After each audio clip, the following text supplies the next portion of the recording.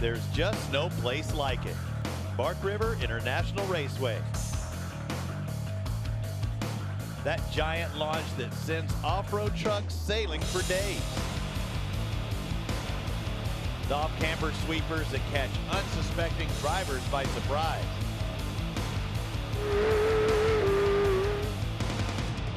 The berms waiting just outside the cushion to claim their next victim.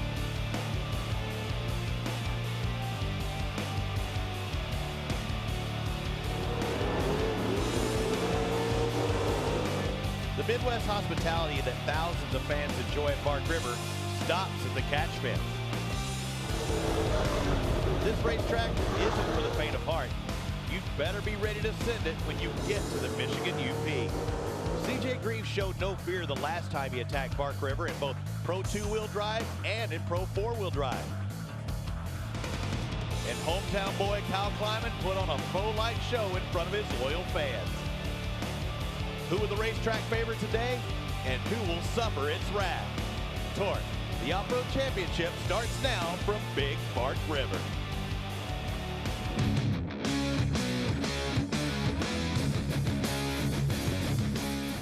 It is a magnificent day for racing in Bark River, Michigan, as these drivers prepare to hit this 1.2-mile dirt track. It's the Throwdown in the UP Part 2, TORC, the Off-Road Championship, presented by AMSOIL.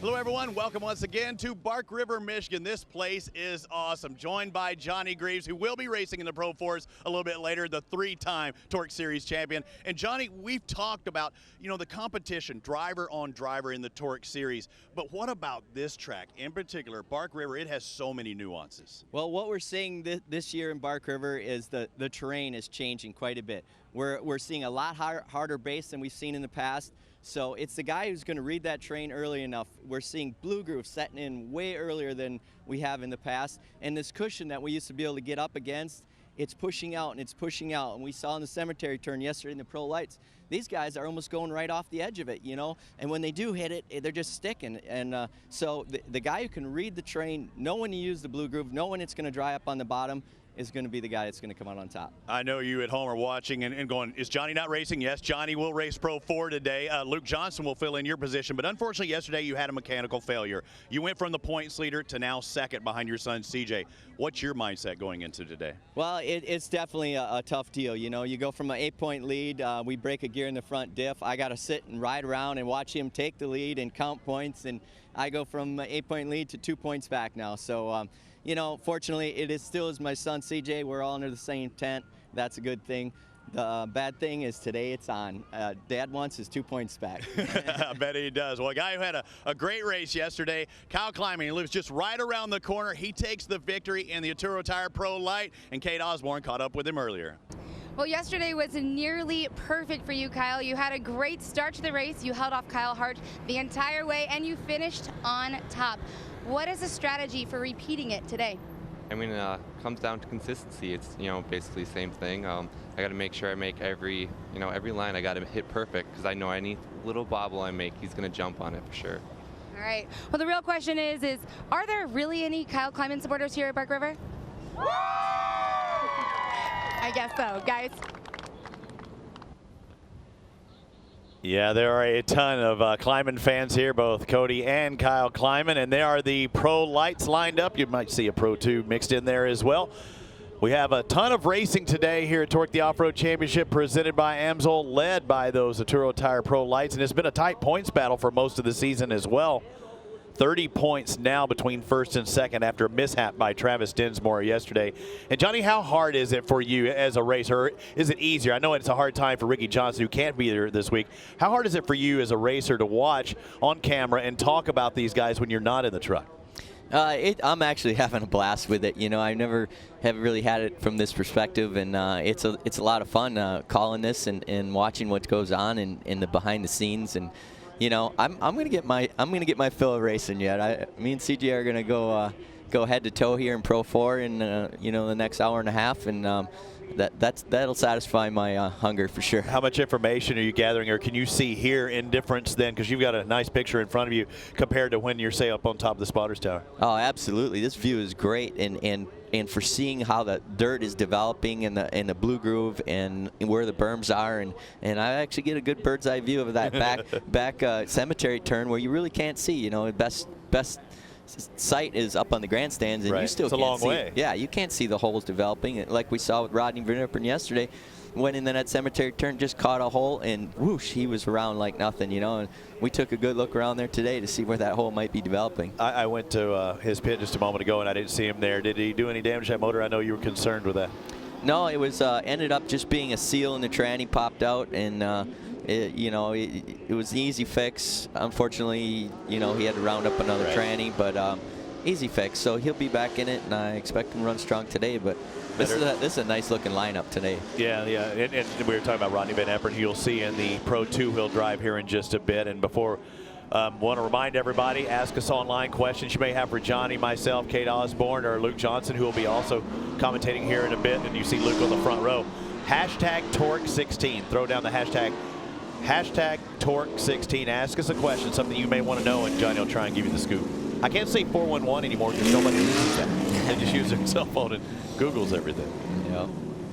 The new way, right? Yeah, yeah. And you see the water being laid down on the track, and they are on time. We've had sportsman racing for those of you who've been watching, whether it be YouTube or TORCseries.com. We've had sportsman racing throughout the day. Now it's time for a different class of pros, because those guys are pros too, but it's just a different class of vehicle. See Pro Lights, Pro 2-wheel drives, the UTVs, and Pro 4s this afternoon. I really like the way this is shaping up. I mean, with Kyle Kleiman on the front, and he loves it. Yep, Kyle Hart in the back. You're going to see some good driving.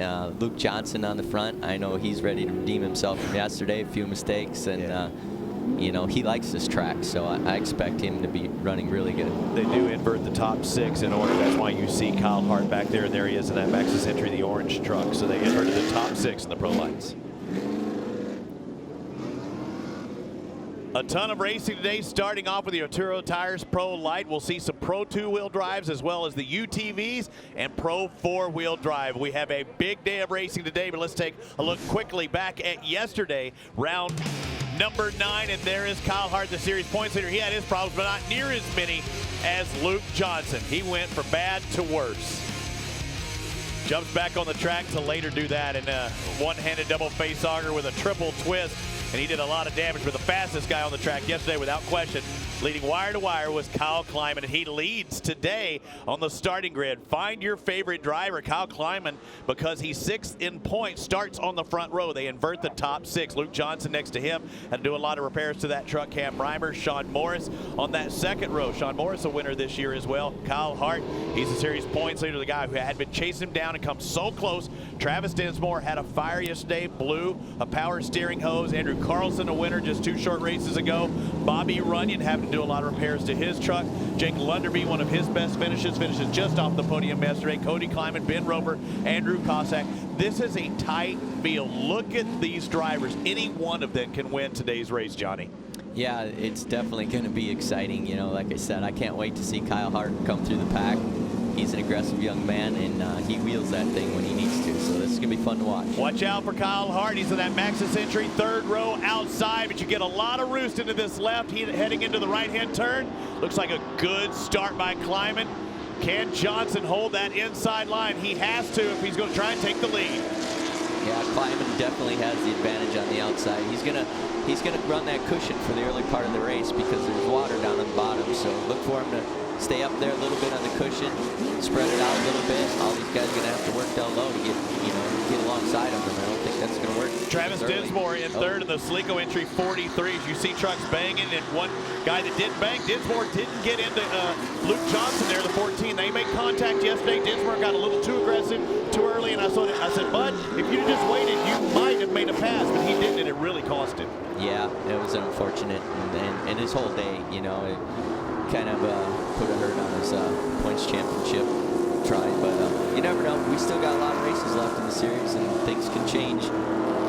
This is the 10th round of our series, 13 total. There's Luke Johnson, our former winner here. He won last year at Bark River. Oh, nosing down. Look at that big launch jump. The Cooper tire jump will send you. And Kyle Hart had the most problems with that yesterday. I mean, that front end was really diving down. We thought maybe he's hitting the brake or charging it and letting off. No, he was on the throttle all the way up, and he's still doing that. Yeah, speaking of Kyle, I'm not seeing. There he is in the picture. So he lost a bunch of spots. Travis Kyle Hart. Dinsmore is up into second place. Luke Johnson with problems, and they just stacked up right behind him. Boy, it's getting crazy. Look at that. Third, fourth, fifth, and it all started. Something happened to Johnson. I don't know if his motor shut off, something, but it looked like he came to a halt. And look at that melee going on behind him. Is that Jake Lunderby up in there? Look at who's coming through the pack. Our boy Jake Lunderby, the lone shark. Lunderby in the 55, and he squares it up good. He's going to get a good drive in that little double section. But Johnson's still holding on to that position. Yeah, Kyle Hart, something must have happened to him back there by the cemetery turn. He came around over the hill, sitting a little better than that. And then when he came back over the hill, he was back a few spots. So might have got bit by the slickness down low. Not sure what happened there, but Kyle Kleiman looking good out front, running his own race, picking his lines, clean air. He got an attitude, straightened out. attitude adjustment right there. Thank you, Sean Morris. Yeah. That helped him because he was coming around, it looked like. Well, it saved him from a big mistake, but he lost some spots. Look at Kyle Hart. Here we go. That young man can drive. He's only 19 years old out of Louisiana. He's a series points leader. He's trying to become the Pro Light champion. Now Cam Reimers is closing in, and he looks strong. Yeah, I think maybe Kyle Hart, maybe he got a little trouble there, and he's just sitting back and letting these things, like I said yesterday, sometimes you're better off in these early laps. Just let it weed out a little bit. You have less chance of getting bottled up, getting in a big wreck, and you know, Kyle Hart definitely knows he's got the speed. Reimers makes a little mistake there and gets caught up and spins around. That's too bad. He was talking yesterday about being a little too aggressive. You see Sean Morris in the mix of the Kenda tire entry as he gets passed by Kyle Hart. Let's go to Kate Osborne with more on Sean Morris. I was talking to Sean earlier about visibility, and I was asking him what his strategy is against him. He said, well, he got through 30 tear-offs during the race yesterday, and he said that was a big problem for him. So today, he was going to try and stay far enough behind somebody that he wasn't getting that roost, but also he's using a shield and a visor over that shield that a lot of these guys don't have. And then on top of that, he's actually taping the bottom of his shield with his tear-offs so the dust doesn't actually go underneath it. Yeah, it's really a tricky deal here at Bark River in these opening laps, not only with the moisture, but this dirt is real fine, and it will, like you said, it'll get up underneath the tear-offs, it'll get in between them. You'll be pulling tear-offs, and it's not going to clear up because it's stuck in between them. The visor he was talking about, we put that up in much like your car visor, but it actually locks in place, and you put it so it basically blocks half your vision.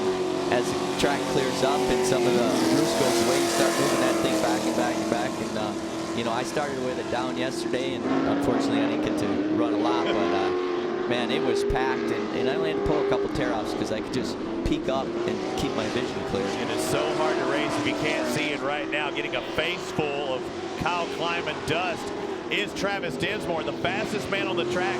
His last lap of 1:25.75. He is the fastest, although he's in second. And he said the truck was fast. He just had a power steering line, got into a header. Or no, it actually burst, and that's what caused the fire. But either way, he had no power steering, had a fire for a moment, and dropped him back in one of his worst finishes of the year. We're looking at Kyle Hart now into third. He started on that third row. That's a pretty darn good position because at lap number 5 will re-rack them, restack them after that 5th lap, and they'll have that competition caution. Yeah, and Travis Dinsmore, typically you see him, that kid runs the cushion, carries momentum really well. You know, I expect him both here and at Crandon to run really strong. So you're looking at Hart as he takes that outside line. I'm hearing word that a black flag's going to come out for Jake Lunderby for spinning Cam Reimers. So that might be a pull in, talk to him, and send him back out kind of deal. But with a competition caution, that might not hurt him as bad as a full race. Let's take a look back at what happened with Cam Reimers as we see Kyle Hart go through the picture there. Cam Reimers, the yellow truck.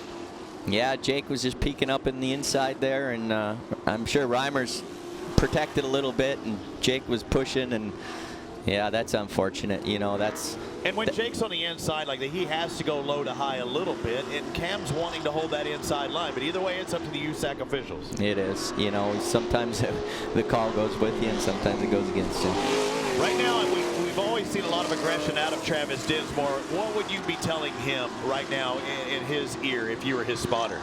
You know, I would just make sure that you can match his pace for right now and start sizing him up. You know, like I said yesterday, we'd love to be on the lead lap at the yellow, or you know, in the front. That's a perfect spot to be. But if you can't be, you really got to use this time to size that guy up, see where he's making mistakes. You can see he's pushing a little bit there. Dismore did a really nice turn. There might be an opportunity he's looking at. Right, and if he's trying to turn and that truck's not, that's a push or understeer, if you will, for you open wheel car racers. Kyle Kleiman leads this one. Travis Dinsmore in second. Kate Osborne with more. Yeah, I was talking to Travis earlier today about what it was like to race Kyle Kleiman, and he said, well, they actually don't battle a lot, so he's not entirely sure of what he's up against. He does know that Kyle's been strong in the technical areas, but Travis says he's comfortable with the truck. He's comfortable with where he is as a driver, and he thinks he has something for him today. Thanks, Kate. Yeah, Kleiman, Dinsmore, Hart 1, 2, and 3. Sean Morris in 4th. Luke Johnson back in 5th. Andrew Carlson in 6th, who had a problem yesterday, had a tire go down, had to change that. The competition caution will come out the next time around that flagging stand. And Kyle's picking up right where he left off yesterday, Johnny. Yeah, he is. I'm seeing him driving with a lot of confidence right now. He's hitting his marks. He's not flustered. I don't know. It's going to take a good day to get on his butt, because he's not having any issues right now. Yeah, that truck's going where he wants it to, and unfortunately, Jake Lunderby's day has gone from bad to worse, and he's got his problems. Take a look at him. He's on that left side. Watch, he has all 4 wheels. Well, he's down to 3 now. He's got more problems ahead.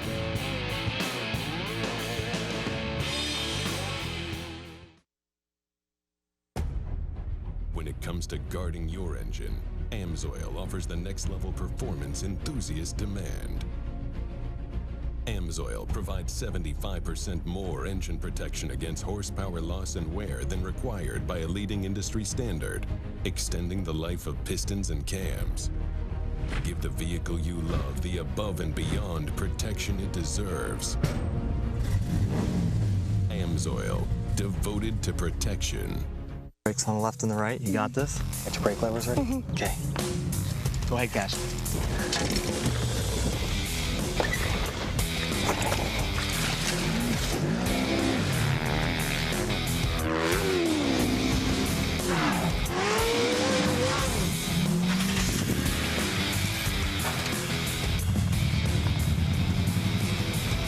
We know dirt. Maxxis tires. As they line up for the second half of this race here in Bark River, Michigan, TORC, the Off-Road Championship, presented by AMSOIL. Throw down in the UP. Not only throw down, but throw over. Jake Lunderby had his problems we saw going to break. And the Maxxis tires don't hook up too well, Johnny, if you don't have a wheel attached to the rest of the truck.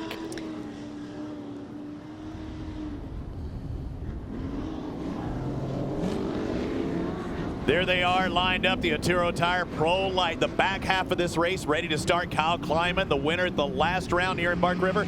Out in front, Travis Dinsmore, Kyle Hart. Those 3 guys have been extremely fast in this race, especially Kyle Hart working his way up to 3rd. But then again, Dinsmore has not been able to find a way by Kleiman. If he's messing with Kleiman, Hart could get them both in one fell swoop. Yeah, we have the perfect storm brewing right here. Kyle Hart in 3rd, Travis Dinsmore hunting down Kyle Kleiman, and Kyle Kleiman. There's Hart. Yeah. Hart on the inside, the orange truck. He dives the inside. He's going to look for grip. It's the shortest way around the track. Now, he might not be in a good position for this left turn, but he's got a nice berm to work with. Yeah, that's definitely going to give him some drive. I think he'll take this position. And boy, how important was it for Travis Dinsmore to get by Kyle Kleiman before that cross flag? Well, Kyle Hart needed that spot, and now he's just going to go, chase down Kyle Kleiman, size him up for, the next couple laps, and I think he's wants to redeem himself from yesterday. Kyle Kleiman definitely ran a perfect race yesterday and showed Kyle Hart the way around. But I think we got a new Kyle Hart behind the wheel today. Climbing out of Wilson, Michigan, about 5-10 miles from here, and sponsored by Ponzi and Cooper Tire. A lot of loggers here, a lot of Ponzi fans. You see body parts laying on the track. Those are just fiberglass. Don't worry about it. They can drive just fine. And the attitude of Kyle Hart's truck looks much better. Dad offered him, his dad, Marty Hart, was a professional four-wheel racer or ATV racer, as well as off-road. And he said, just flip it a little bit off the start. Left running dive, just flip it, right? Yeah. There's a lot of different things you can do to change the characteristics of these trucks. There's a good battle between these two. Look at Dismore coming back after Hart. I'm telling you, that kid knows how to run these big tracks. Yeah, oh, and a face full right there. Yeah. And here's that same spot where Hart got him. Let's go to Ken Osborne. Oh, boy. Well, earlier we were talking to Kyle Hart about what it would take to beat Kyle Kleiman today. What did he learn in yesterday's race? And he said, well, he was actually pretty competitive with him. He'd catch up to him in a lot of areas of the track. But one thing that Kyle Hart was going to focus on today was Kyle Kleiman going into the ski jump. He always lost him at that point. So guys, keep an eye on that as something where Kyle Hart is really focusing on catching up to Kyle Kleiman right during the ski jump. You know, Robbie, you watch Kyle Hart and Travis Dismore, they're kind of playing games, kind of like the moto guys do, parking and checking each other, right. and they're letting Kyle Kleiman check out on him. They got to focus going forward because he's leaving this place. It's a little like what we saw in Minnesota. Sean Morris won that, that second day, and he was just all by himself. Everybody was banging and bumping and crossing over behind him. That's exactly what's happened here. These guys are racing hard, and these are the top two in the championship. The driver in third out of Louisiana, that Maxxis tire, number 41, has about a 30-point lead now. So he doesn't have to be pushing it that hard. But it's pride on the line, Johnny. He's a racer. Oh, yeah, for sure. And that 30-point lead actually gives you a little cushion where sometimes you think, you know what, I can take some chances now. It may not be the greatest way to go about it, but I know Kyle Hart, and I know his dad real well, and those guys race to win no matter what. There's Kyle. He's working that bottom. Dismore's going to stick to the cushion, gets the drive coming off every time. I thought we had to pass it. Now we're going to have a door-to-door, and just the back end, that's going to really upset both of those drivers. And it helped them both, it hurt them both, and Hart gets the bad end of that deal, or does he? He's still battling for position. This is a guy with a 30-point lead in the championship to make contact in the air. And Kyle Kleiman smiling and driving away.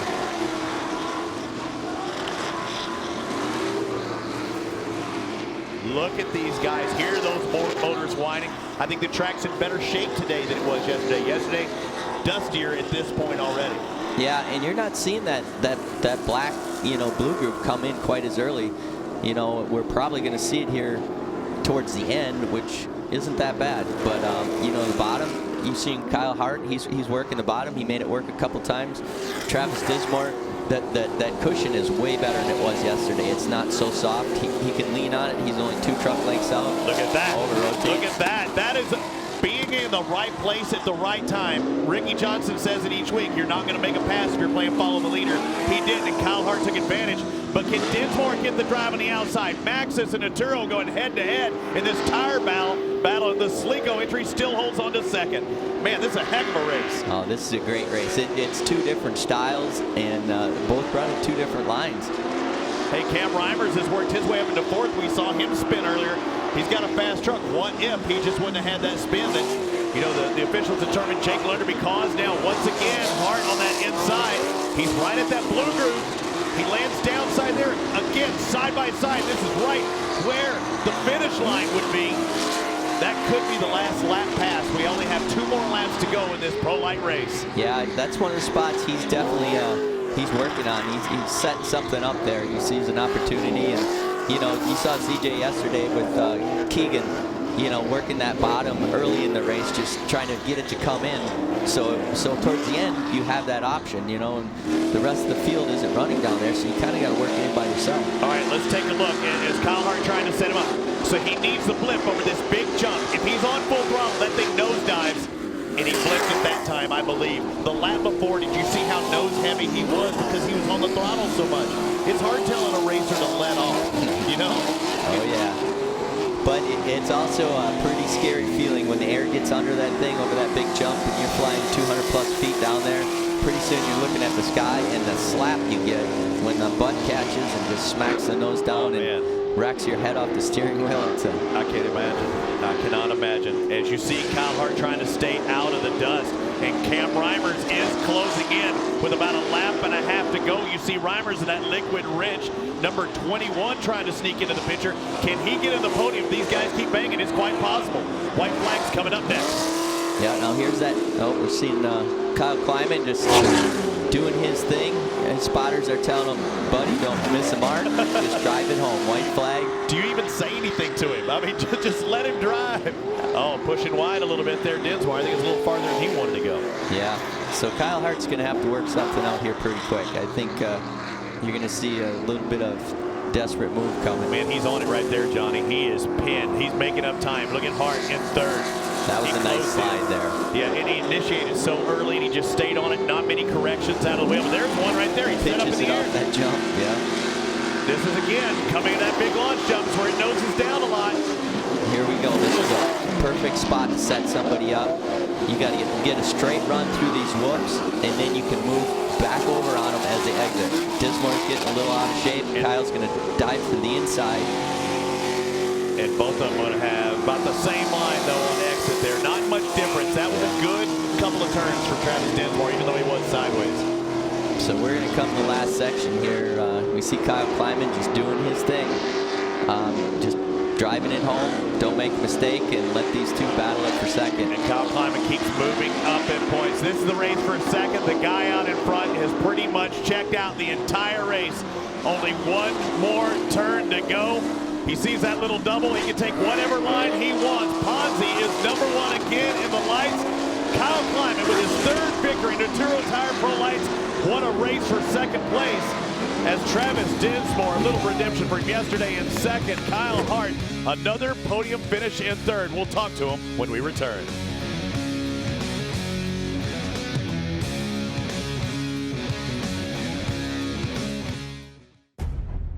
When it comes to guarding your engine, AMSOIL offers the next level performance enthusiasts demand.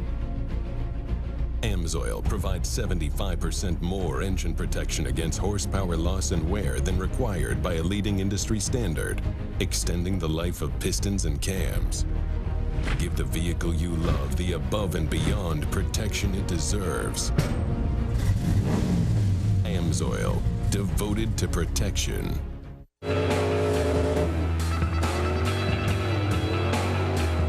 Let's bring the truck in. We'll swap those tires out so we can get you going down the road.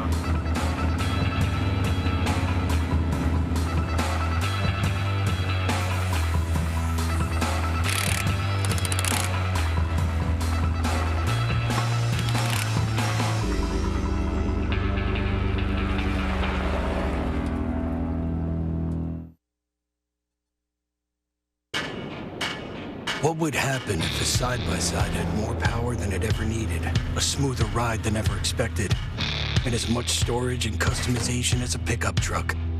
Where would you take a side-by-side like that? Where would it take you?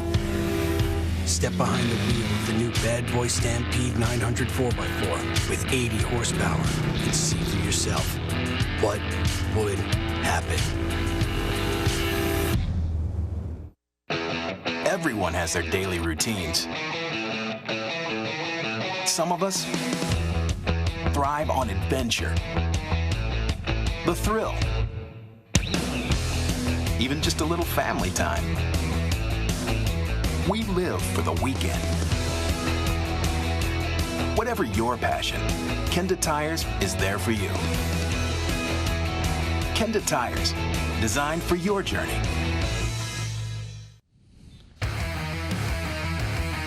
There she is, Bark River International Raceway. We are not lacking for machinery at this place, or volunteers, or fans for that matter. Look at all the equipment going out there, Johnny. That's what you want to see. They turn this thing around quick. We'll be ready for our next race in no time. Oh yeah, those guys do a great job, and they get after it. They really they tune it up quick, and it's ready. And by the time you get off the podium, there's another class rolling out. Yeah, you'll see 3 more classes today: Pro 2-wheel drive, the Pro UTVs, Pro 4-wheel drive, which you'll be in. And learning a little bit right now as we speak, watching those Arturo Tire Pro Light racers. And what a race by Kyle Kleiman. We'll have the climb out here in just a bit. Travis Dinsmore and Kyle Hart, man, they were going at it the whole time. And yesterday I talked to Marty Hart, Kyle's dad, and Marty told him to back it down. Dinsmore's off the track. It's a great points day. You don't really have to beat Kleiman. We saw him all over his tail. Today, I think he said race, don't you? Oh, yeah. I mean, you could see it in Kyle Hart's driving, and he was going for the, he was doing everything he can to chase those guys down and doing a good job. But there's a point where, the track and the conditions and Kyle Kleiman, he's got his confidence. We got a little bit of a changing of the guard this weekend.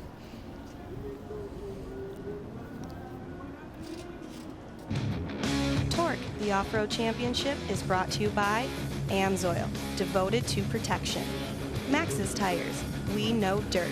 And by Cooper Tires, we make tires for people, not just cars. At the top of the show, Kyle Kleiman said he just needs to keep knocking off perfect laps. He did just that, the perfect weekend, and he moves up 2 championship places as well. 1-1 on the week. What a perfect weekend. You said that best, Robbie. Wow, Kyle Kleiman, congratulations. 2 for 2 at your home track. That has got to feel absolutely amazing. But what is your secret here at Bark River? I've been working on consistency, and that's probably pretty much it. Trying to be smooth, hold all my lines. I know any of these guys here are good enough to jump on any little mistake, but I can't be excited more than excited enough for this hometown crowd. Thank you guys, everybody, Ponzi especially, Cooper Tires, you guys are awesome, Pro Power, J&H, everybody, thank you so much. Kyle Kleiman, your winner here in Pro Lights at Bark River International Raceway.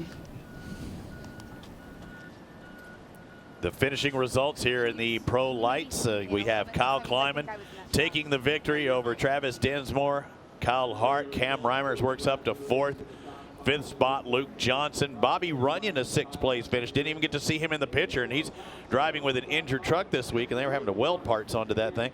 Cody climbing up into 7th. Roper, Lunderby, and Carlson rounding out our top 10. But what a race for the victory, and taking that hometown victory 2 days in a row. That has to feel special. And you've done it a time or 2 or 10 or 50. I've had my share, but I got to take note to Kyle Kleiman. He climbs out of that truck. His hair looks like he just got out from under the hair dryer. that Bieber hair? I mean, he reminds me of some Ryan Dungey, who's in perfect shape, pulls off his helmet after doing a 30-minute moto, and he's not even breathing hard. He's not sweating.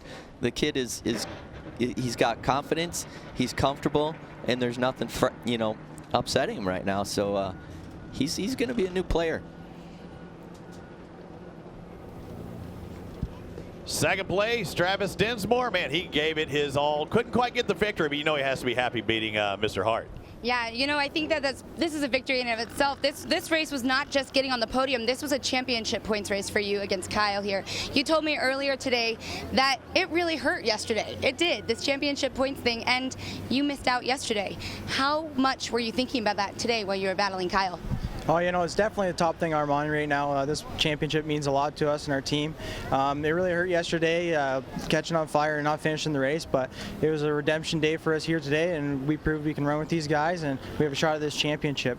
I'd love to thank my family and my crew for being here this weekend and supporting us, and all my sponsors, Sleeco Plastics, Arturo Tires, and everybody else that's really helped us out to get here this season. Thanks, guys.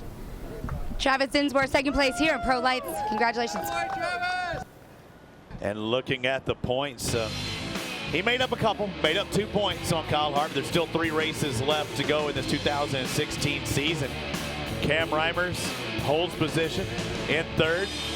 The 42 moves up 2 spots, and Kyle Kleiman, a big weekend for him. Johnson's still actually tied with Kyle, and Sean Morris draws back after today.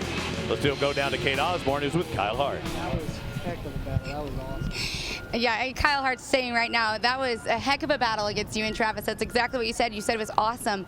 Why did you enjoy it, even though you just ended up 3rd here?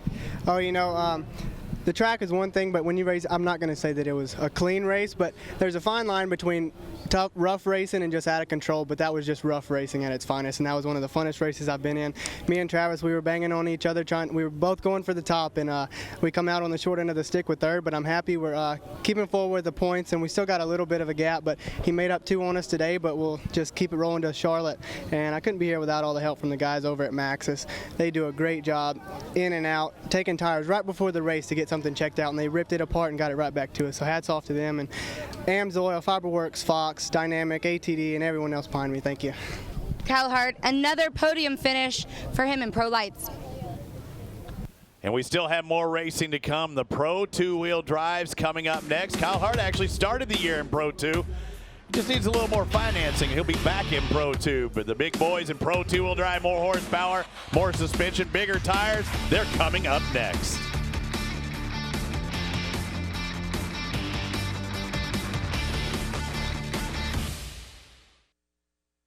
Brakes on the left and the right. You got this? Get your brake levers ready? Mm-hmm. Okay. Go ahead, guys.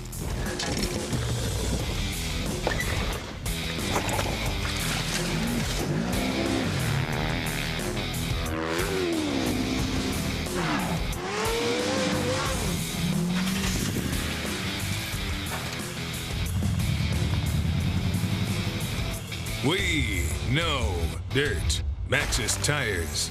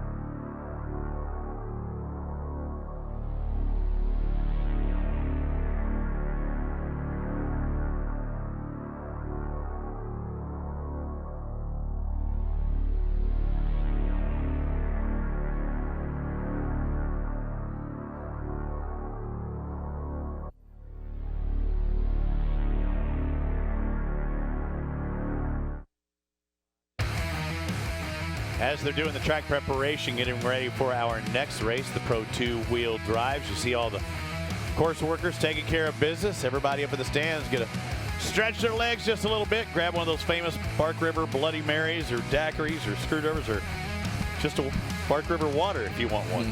Yeah, they got a little bit of everything going on up there, and they keep everybody happy. They enjoy their parties at night around here, and they hold their bands at night, and the fans just sit there, and when the band ends, they like walk around and up and down the pits and watch everybody work on their trucks. I don't know if they ever go home. I don't know either, and it's a fun time at Bark River, be sure, and we still have more fun races throughout the season. We'll be at Charlotte, our next stop on TORC the Off-Road Championship. Then we go to the granddaddy of them all, Crandon International Off-Road Raceway in Crandon, Wisconsin, to cap off our season, our 13th and final round, and also a Red Bull Signature Series event the following day, the World Cup. And that should be fun. But let's talk about Bark River and everything we've seen today. The track looking a little bit different than it was yesterday, but we had a pro light race for the ages, not necessarily for Kyle Kleiman because he stayed out in front, never saw the action behind, but behind him it was nuts. Climbing into Ponzi entry, the yellow truck on that nearest side. He pretty much got the whole shot checked out. Luke Johnson had his problems. Jake Lunderby as well. Lunderby able to make the pass. It looks like we'll get up next to Luke Johnson right there. Also getting into Sean Morris's Lunderby. Lunderby gets into Cam Reimers. Lunderby's getting some airtime. Yeah, not the way he wanted to, although he did finish 9th. Now we're seeing Lunderby lose a wheel. Lunderby today looked like Luke Johnson yesterday. He just couldn't have anything happen right. But look at this race for second.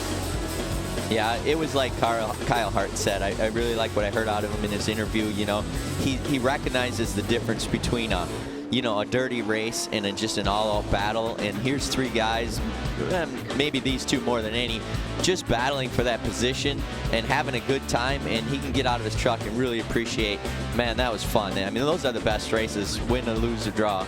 And making contact, too, at times. And you saw that right there, Johnny. You saw that with Kyle getting into Travis for a little bit. But sometimes your lines just lead you there. And as long as you don't turn into them and try and spin them around, it's a different story. This sport is about contact. It happens. And that's why those body panels can fly off. Yeah, and, you know, we're in pro lights.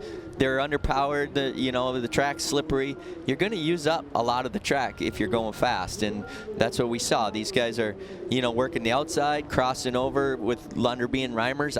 I really don't agree with that call. I didn't either. I thought Lunderby was working the inside, you know, Reimers was working the outside and cutting back down, and they connected. And this track's gonna induce some of that, and you know, that's what we have. But you know, the pro lights put on a great show. That was fun to watch. No question about it. We saw a little bumping and banging, and there's no question. TORC, the off-road championship, is a violent sport. TORCs, it's trucks that'll fly through the air, they'll bang into each other, they'll do whatever it takes to get to the finish line first. Big rollover! Andrew Cadell noses it hard! Turn 1 at Crin and everybody's making contact! They tip over and flip over and catch on fire, that's part of it. You're going 80, 90 miles an hour, and I'm fighting turning the wheel. My heart stops for a few beats. We're running 4,000-pound trucks. We're flying through the air. There's a few seconds where you're into sheer panic, like, oh no, is he okay? And violent collision right into the driver's side door of Chad Ward. When you see those guys out there and they're banging and hitting each other, it makes you very nervous. My dad, as everyone knows, has had some brutal crashes.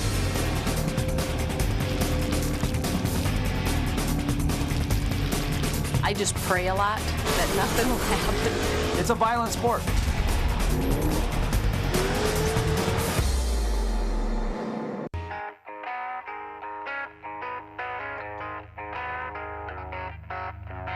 I guess me being out on the track, what I'm putting my family through, yeah, I think about it at times. I'm sure they get nervous, but they don't show it around me. I'm not who I am without racing. Your biggest fear, I guess, is safety, but in a sense, it's also, is this going to last? Is this going to be there for him to keep doing it? Because he's so passionate about it. I think I know the danger is there. It's my job. It's what I do. So you got to put up this little wall to block it out. You have to. Go try to run competitive.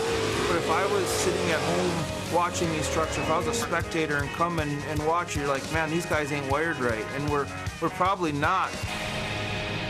Watching your husband in a crash is kind of hard to watch. Unfortunately, I've seen him do it many times now.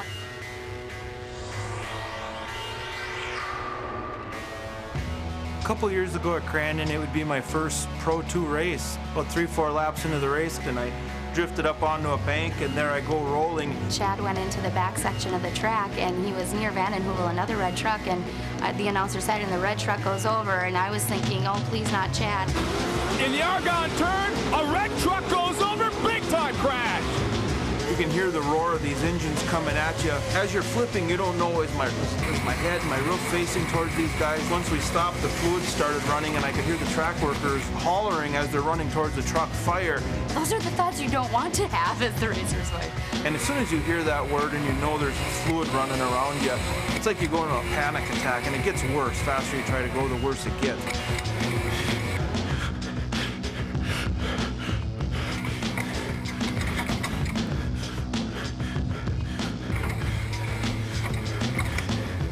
The crew was there, got the fire put out, got me flipped back down. You look up at your spotter for your driver for reassurance, and he gives you a thumbs up that he's talking and things are good. I'll never forget it. A crash is a crash, but when there's a fire involved, it's not a good deal. As soon as you can erase that stuff from your memory, you have to go out and be competitive, because like, if I'm gonna go out to race and I'm sitting on the starting line thinking, boy, what if Bark River happens again? Or what if 2 years ago at Crandon happens again? I don't stand a chance. You've got to know how to flip the switch to be a racer and be a family guy.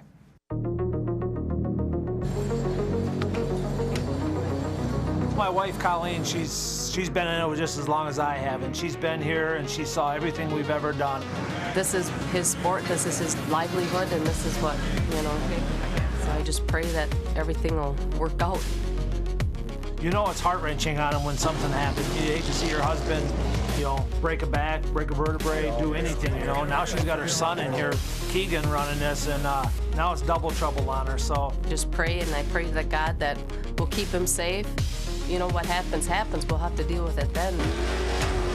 I sure do like watching him. Glad he's in the bloodline of racing. You know, he's got it. I think he's going to be a good driver. He pushes me, you know. He wants me to be the best I can be. Where you go up around the tree, don't jump that spot. You know what I mean? When you're going so fast, it jumps that way. Oh, yeah. You got to get it parked around it, and then so you can get set up for the next corner. You know, he tells me where I can go faster, where I need to go slower. I'm just happy to be here racing with everyone else. Am I worried about him crashing and rolling over? No! Oh, no! You can see it coming. Look out! We got big crash in turn 1. We're all worried about that all the time, but like I say, if you want to be a hero, you're going to have to take your chance and get out there and do what we do.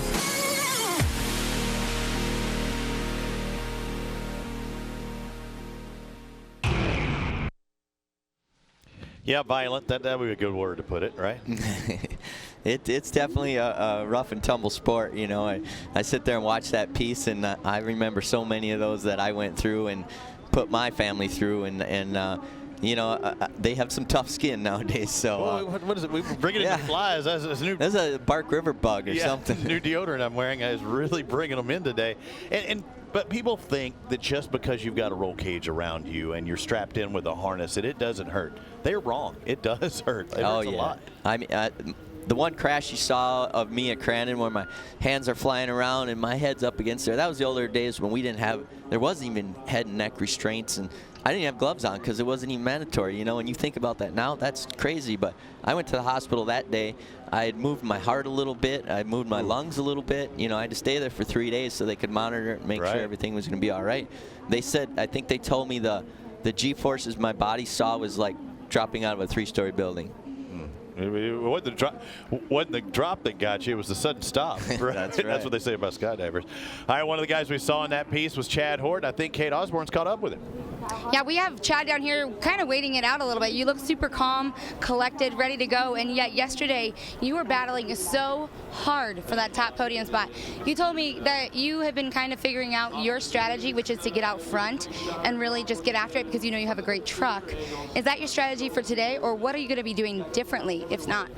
No, it's absolutely, that's what we're going to do again today is just as soon as that flag drops, we're going to, try to get out front right away if we can. You know, John and CJ are lined up behind us the way that the points are inverted.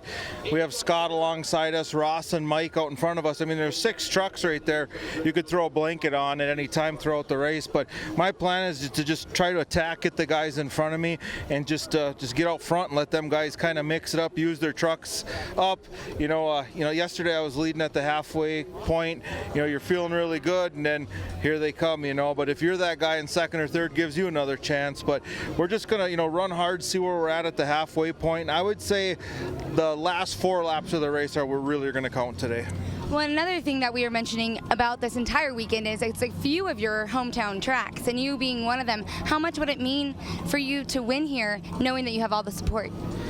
It would mean a lot. I have a lot of friends and family here, and Ponzi has a big imprint on the track here this weekend, and just Amsoil's not far from here, but I guess just basically I only live 40-45 minutes down the road. Just a lot of friends here, and it would sure set the tone getting ready for Charlotte if we could come out of here with a win. I would say in setting the tone, confidence is another thing. We've seen you grow into your Pro 4.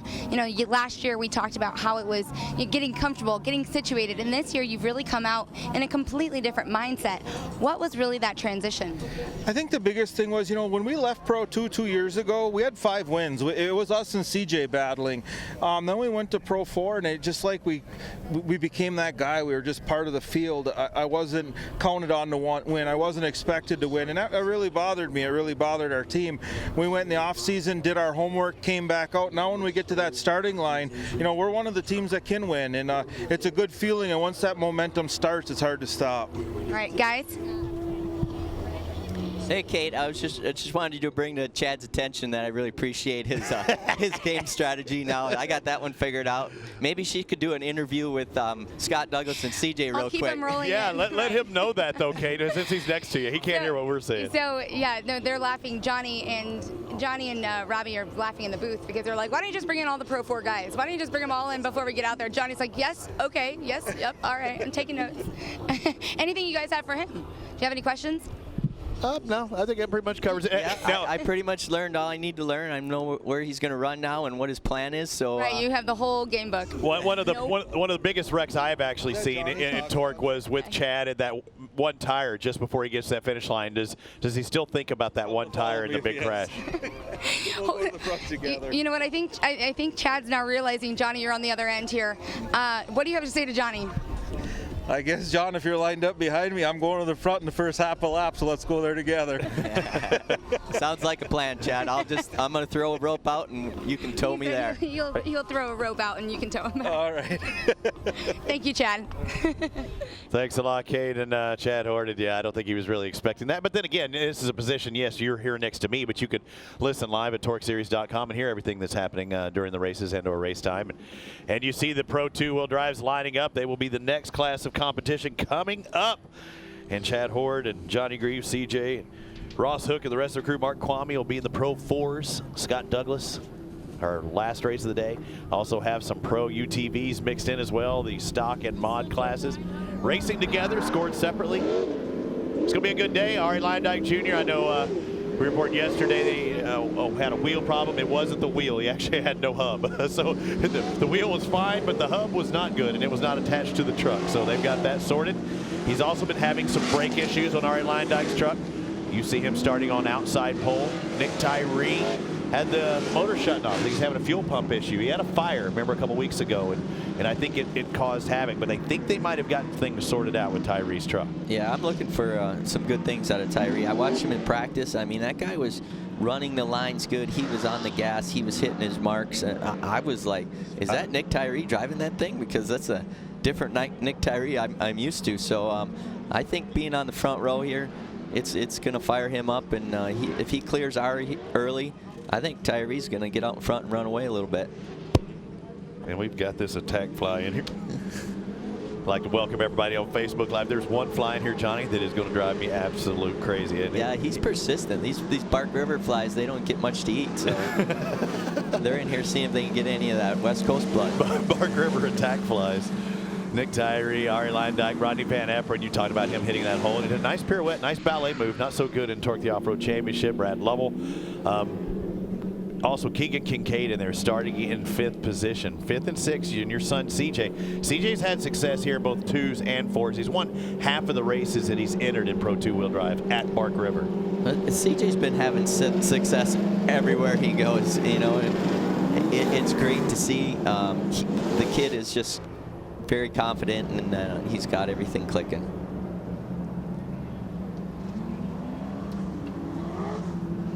Just a little note for you, too. I know you'll be racing CJ. I looked at it and I was kind of surprised, but it really shouldn't. I told you he's won more than 50% of the Pro 2-wheel drives that he's entered at Bark River. In the Pro 4, guess what his win percentage is? He's undefeated, but he has never lost in Pro 4-wheel drive here in 3 races. He's won all 3 of them. I look at that. I have my work cut out for me today. You're the one that's going to break the streak. That's what you're saying, right? Yeah. You know, I've doubled up here, I think, once or twice, you know, in the last couple years, and he seems to just knock him off like nothing. Walks back to the trailer and 7. Yeah. In a short changes career. his clothes and walks out in the pit. What a beautiful city at Bark River International Raceway. TORC the Off-Road Championship presented by AMSOIL. The Pro 2-wheel drives are lined up. They are ready to go for this 10-lap race.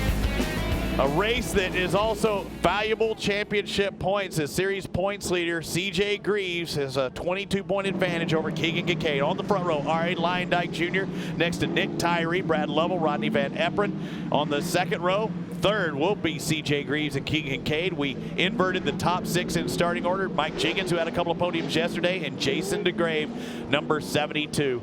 several guys that can win this race. Ari Leindyke coming back from a problem yesterday, lost the whole hub of his truck. Nick Tyree had some fuel problems.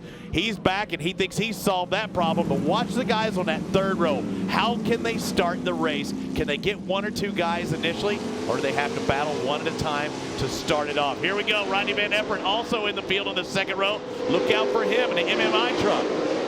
Yeah, all those guys on the inside or now on the outside turn, that's a huge advantage, because once everybody sets off that first jump, you can't see anything. So. And look at Van Epperen into second place. I said to look for him. He almost like took my cue and said, it's go time. As we're looking on board, CJ Greaves looking back at Ari Leindyke Jr.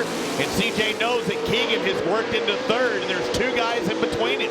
Yeah, Keegan made things happen there. I didn't even catch how he got to third so quick, but you know, CJ's just got to be patient, do his thing, and whoa, the Brad Lovell. Little aggressive there. It's easy to overdrive that top of that hill and just land out in that berm, and you know, unfortunately you saw it happen to Luke and a few other guys yesterday, and it'll sneak up and bite you quick. Ari Leindyke Jr. was questioning how his brakes were to react. They were changing him last moment. I guess they're working pretty good. He has CJ Greaves on the inside of him. CJ plucks off one. But yeah, it's always a questionable call when you don't know how those brakes will act, especially that first lap of the race. You may be there too. I saw you working in the pits. Oh yeah. I mean, with these hills and the high speed, and it's hard on brakes. It's hard on all the parts here. And you really got to chase after everything and make sure you know, dot all your I's and cross your T's when you're prepping these things. But everything looks good here. Everybody's running clean lines. We don't see a lot of rotation. And Brad Lovell did a great job by staying out of the side of Ari Leindyke Jr. There's Nick Tyree, is little loose in the back end, but he kept his foot in and unfortunately brought him around. But Nick Tyree, you thought he would be fast here. You looked at him earlier and made that assessment. Yeah, and there goes Nick what happened? Off the track. I saw him come around that turn, and he just headed for an exit. Something wrong. And again, he was having problems with the fuel pump shutting off. Did it shut off? You can't run with the motor, you know, with the engine shutting off, and that may be the case. We'll have to get the word. CJ crossing up a little bit there, landing with his foot in the throttle. Here's a great opportunity for Rodney Van Epperen to go to school and learn from the two best. You know, he's got no pressure from behind. Keegan running out front. CJ trying to run Keegan down, so he's really going to see where the lines need to go, where he needs to run to make up time. There you see CJ working the bottom in the cemetery turn. You know, Rodney can learn a lot right now, and I hope he's taking notes. And CJ also the fastest lap of the race on that first lap, a 1:24.87. Keegan a 1:25.43, so about a 0.6 of a second difference. Let's go to Kate Osborne. Well, CJ is right behind Keegan there, and one of the things he said that he was really dealing with here at Bark River was the roost. He said in the first lap yesterday, he had used 10 tear-offs, and he had to say, oh my gosh, I got to do a different strategy because this is not working. I only have 20 tear-offs. So he said he learned to wipe them off 5 separate times before he would tear another one off. But Johnny, he did say, he said, I have started to notice when I'm about out of my tear-offs, and he said he starts kind of feeling them wiggle. He said you haven't figured that out yet. Is that right? Yeah, he's got a little system where, you know, he hears them flap, and then he'll go up and count them a little bit, and then he'll start being more conservative. I'm like, really? You have time to think about that? Man, my arms and hands and everything's playing around in there. The last thing I'm doing is count tear-offs. I'm just yanking those things, and every once in a while I get caught mid-race with no tear-offs, but you know, we all resort to the wipe, and you seem to get through. Attitude of both of those trucks look good in that jump as they hit this big wide sweeper. I mean, that's a long turn. Seems like you're going forever in that turn. It is. I mean, and the key to that turn is try to chase your truck as little as possible. When you chase a pro two-wheel drive, you're chasing the back end, you're not moving forward. It may seem like you're going slow by letting off and letting it square up and then rolling into it and getting a good drive. But every time you chase the back, you're just following it farther and farther across the turn, and the tires are never going forward. You'll notice CJ's truck, he does a good job at getting it straight a little bit earlier, and Ricky's picked up on that. And you know, you're going to see that with Keegan. Keegan's definitely got it all figured out too. But I'm seeing a lot of inside turns from CJ. We saw it yesterday. When you're the second guy, you can do something different. I think middle of approach for Keegan, and maybe a wheel or two inside for CJ. Is that all a test, or is he trying to develop something for a little bit later? Well, Keegan's doing exactly what he needs to do. He's running the fast lines. He's you know, trying to lay down great laps. And CJ's got to work with anything he can find. So he's not able to run the fast lines. He's got to look for a way to get by. You know, like you said, Ricky said, you're not going to pass following. And right now, he's basically working his own lines in for later in the race. I like that. No, I mean, sometimes it's better to be the guy in second instead of the one, as long as you know you've got something for him. Yep. And if he keeps closing in, you know you've got something, because you can keep making up that difference. Yeah, I see CJ's lap times. He's got a little bit on Keegan, like 4:10. So I'm sure he knows that, and he's settling back and, you know, chasing this thing down and waiting for the track to come around. You know, yesterday he admitted, he said, like in the early part of that race, he just couldn't get up on Keegan, and it took 3-4 laps, you know, for the track to dry up or his tires to come in, or we're not exactly sure what it was. Here you see CJ working that inside. Same move as yesterday, but Keegan's got that outside cushion. No, this will be interesting off here. They're going to be side by side. It's almost like the start. And Keegan is set up a little better than CJ right here. And this looks like Formula Drift here. They're both drifting side by side. But look at that big, using every inch of that berm. And CJ just drives around him, very much like we saw him do Chad Hort in this turn in Pro 4-wheel drive.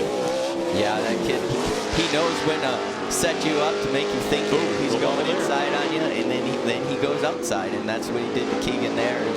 You know, but Keegan came down the hill on the inside, and he had to do his best to run the inside and, you know, lean on CJ a little bit to get him deep in the fluff. And unfortunately, CJ was just right in the meat of the fluff where he needed to be. I've seen you go to school in this corner on other people before right now. Is Keegan going to school on CJ? Yeah, Keegan definitely changed up his line now that he's seen where CJ is running. You know, you kind of come down into that cemetery turn. You try to pivot a little bit and get, like I said, get that thing turned and get it driving forward. No matter how slow it felt, setting that up on the exit is where you make up all your time. And we've seen a good race between these guys. Seems like every time they're out there, and they give each other quarter two. They will bang into each other. They don't really try. You know, sometimes you'll see guys when I don't care, I'm going to hit you. I don't mind. They make it a point not to hit each other, and that's something special. That's a lot of respect from a kid, you know, that's young 20s and you know, 21 years old out of you know, CJ just turned.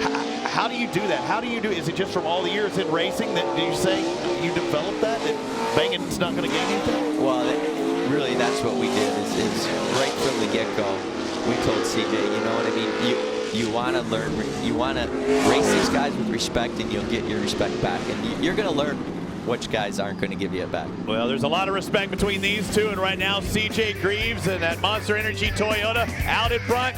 Keegan Kincaid, that Traxxas 7 in second. This is going to be a battle.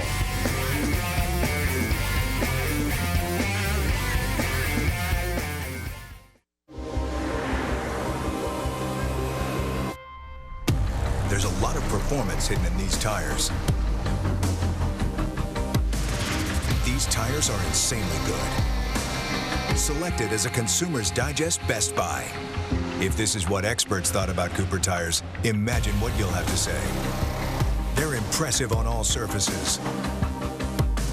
Put Cooper tires on your car today.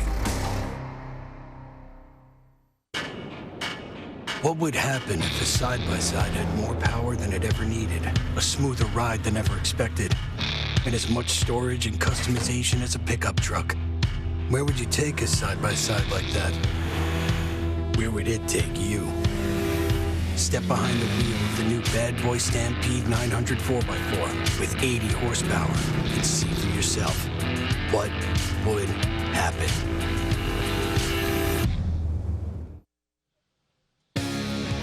As Pro 2-wheel drives line up here at Bark River, we're at the halfway point of this race. Let's quickly go down to Kate Osborne.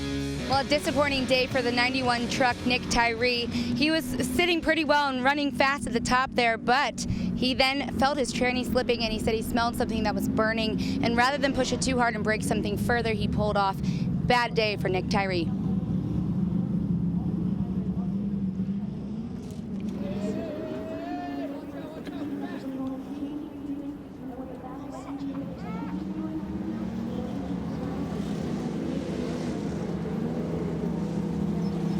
Look at these guys starting nose to tail in the Pro 2-wheel drive. We've had 5 laps complete 5 more still to go. Mike Jenkins is now up into 3rd place as well. Look out for him, a podium finisher twice yesterday. Did it Pro 2 and Pro 4-wheel drive. Does Keegan Kincaid have anything for CJ Greaves? He's had a perfect weekend so far. Yeah, you saw Keegan come down to the start. He just watched to see where CJ was going to set up that first turn and went anywhere he didn't. That's what you got to do. You got to take some chances here in these early laps. You can't let him get a car or two on you, because if he makes a mistake, which he doesn't do too often, you need to be there to capitalize on it. And Keegan knows that. You can't wait. You got to burn those tires off literally right now, or CJ will check out. Let's go down to Kate Osborne. Kate about Bark River altogether, and already at ERX he was pumped to come here. He says he's always done well here overall, but yesterday that kind of messed with him a little bit because he didn't. Also, he was telling me that he really likes this track for its elevation, the speed, and the technical areas where he feels like he's very proficient at. So check that look at this as he's battling CJ here, and chance he can overtake him. Squaring up that turn, taking that very inside. That right front is all the way up against that grass edge. That is using the track right there, my friend. And that's something to see. You know, that's hard to do in a 4-wheel drive. And these two Pro 2 guys are touching the inside bank everywhere they go and keeping it under control. That's amazing. To do that turn and to put that wheel in that spot, you're making that decision, turning into it. How far? 100 yards almost up? I mean, up in there? The minute you land off that downhill and you're getting on the brakes, you've already made that decision of where that car's going to end up by the time you get to that turn. And it's an art. It's a science. This class, like we've said, is a ballet, and you really got to tippy-toe everywhere. CJ said yesterday, he's like, I think that was the lightest I've ever been on the throttle in my Pro 2. You know, when he was trying to work that bottom, he was like, I felt like I was idling around the corners. And I'm like, dude, it was going forward. It worked, right? It paid off. Look at this battle through the field. And Rodney Van Emper, we saw him drop back in the field. Not sure what happened, but we're seeing Jason DeGrave work his way past. And DeGrave finished 3rd yesterday, so it looks like DeGrave might have a flat now on the 72. As he's the first truck in your picture, may have a flat. We don't know what's wrong with Rodney Van Emper.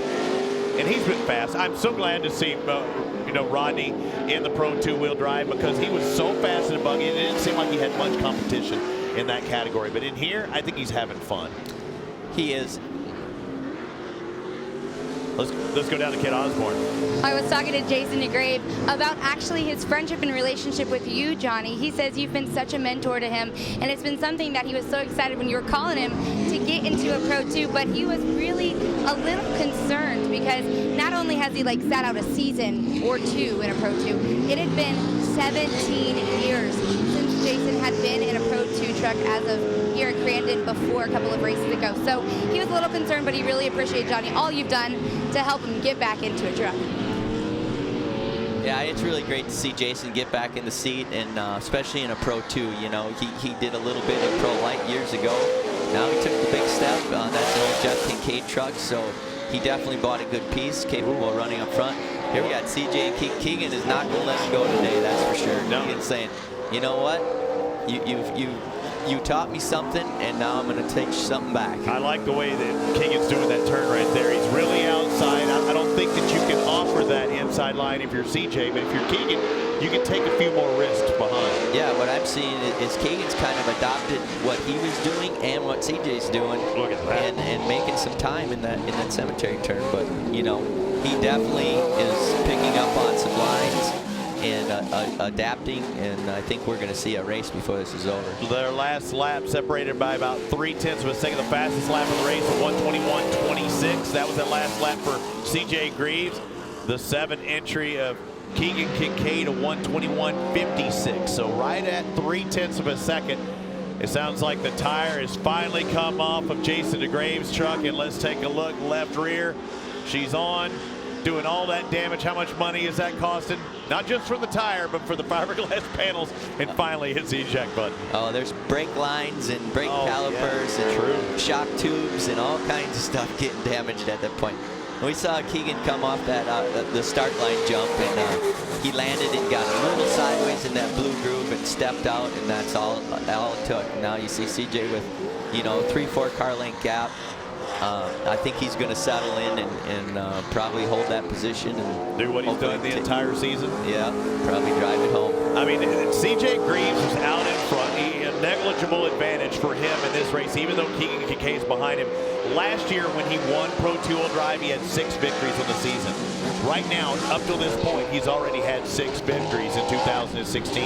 This would be his 7th with still 3 races to go. Your boy's fast in Pro 2. He's fast in Pro 4 as well, but he really is suited to this class. He's not finished on the podium all year.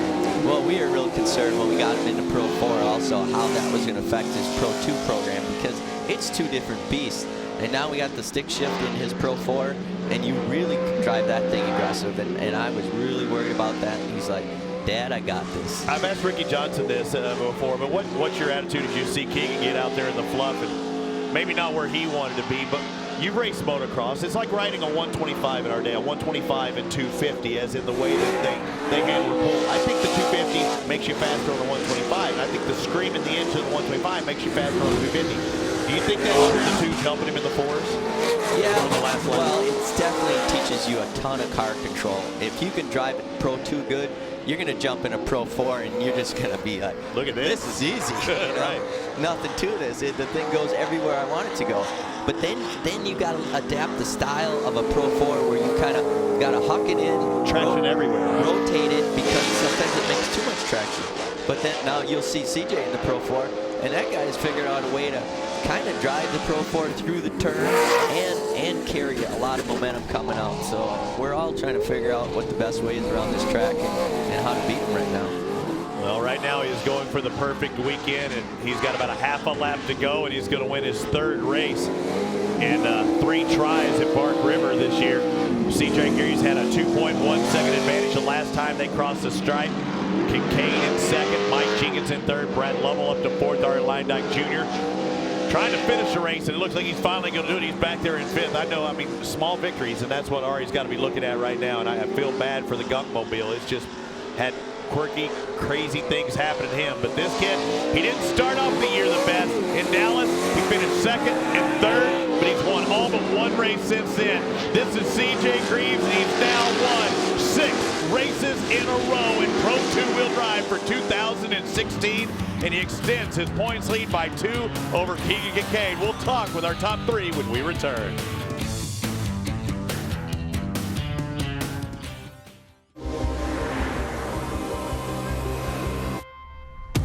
There's a lot of performance hidden in these tires. These tires are insanely good. Selected as a Consumer's Digest Best Buy. If this is what experts thought about Cooper tires, imagine what you'll have to say. They're impressive on all surfaces. Put Cooper tires on your car today. What would happen if a side-by-side had more power than it ever needed, a smoother ride than ever expected, and as much storage and customization as a pickup truck? Where would you take a side-by-side like that? Where would it take you? Step behind the wheel of the new Bad Boy Stampede 900 4x4 with 80 horsepower. See what would happen if you had more power than you knew what to do with. Explore with it, take command with it, go camping in it, hunting in it, run your farm, your ranch, or rip up any off-road trail. Because we didn't push every limit of engineering and design to see what a side-by-side was capable of. We did it to find out what you're capable of. This is the Stampede from Bad Boy. Get yours and find out what would happen. See it in action at badboystampede.com. Look at the fans. Head back, grabbing a bite to eat, something to drink here at Bark River International Raceway. The township of Bark River, Michigan. Not a city, it's a township, about 1,700. About 2 hours north of Green Bay, 5 hours north of Chi-Town. And hopefully my plane will take off on time in the morning from Green Bay to Chi-Town. As a lot of the workers, a lot of the crew had problems getting into Bark River because there was weather south of us in Chicago, but it's been nothing but blue skies here, man. We've had a perfect race weekend. It is. It's been a beautiful weekend to be at Bark River, and it's kind of strange. We were joking back in the pit. Shouldn't it have rained by now? Every race we come to this year, it's rained at some point on the weekend. Johnny. Shut your mouth. I haven't looked outside. It's done a great great job for the tracks. You know, then we wake up in the morning, they prep the tracks, the skies clear up. I mean, it's the new TORC. It's good luck. We haven't had that for a long time, and I like what I see. You can thank the guys at MSI for that. They of course, control all the rain patterns.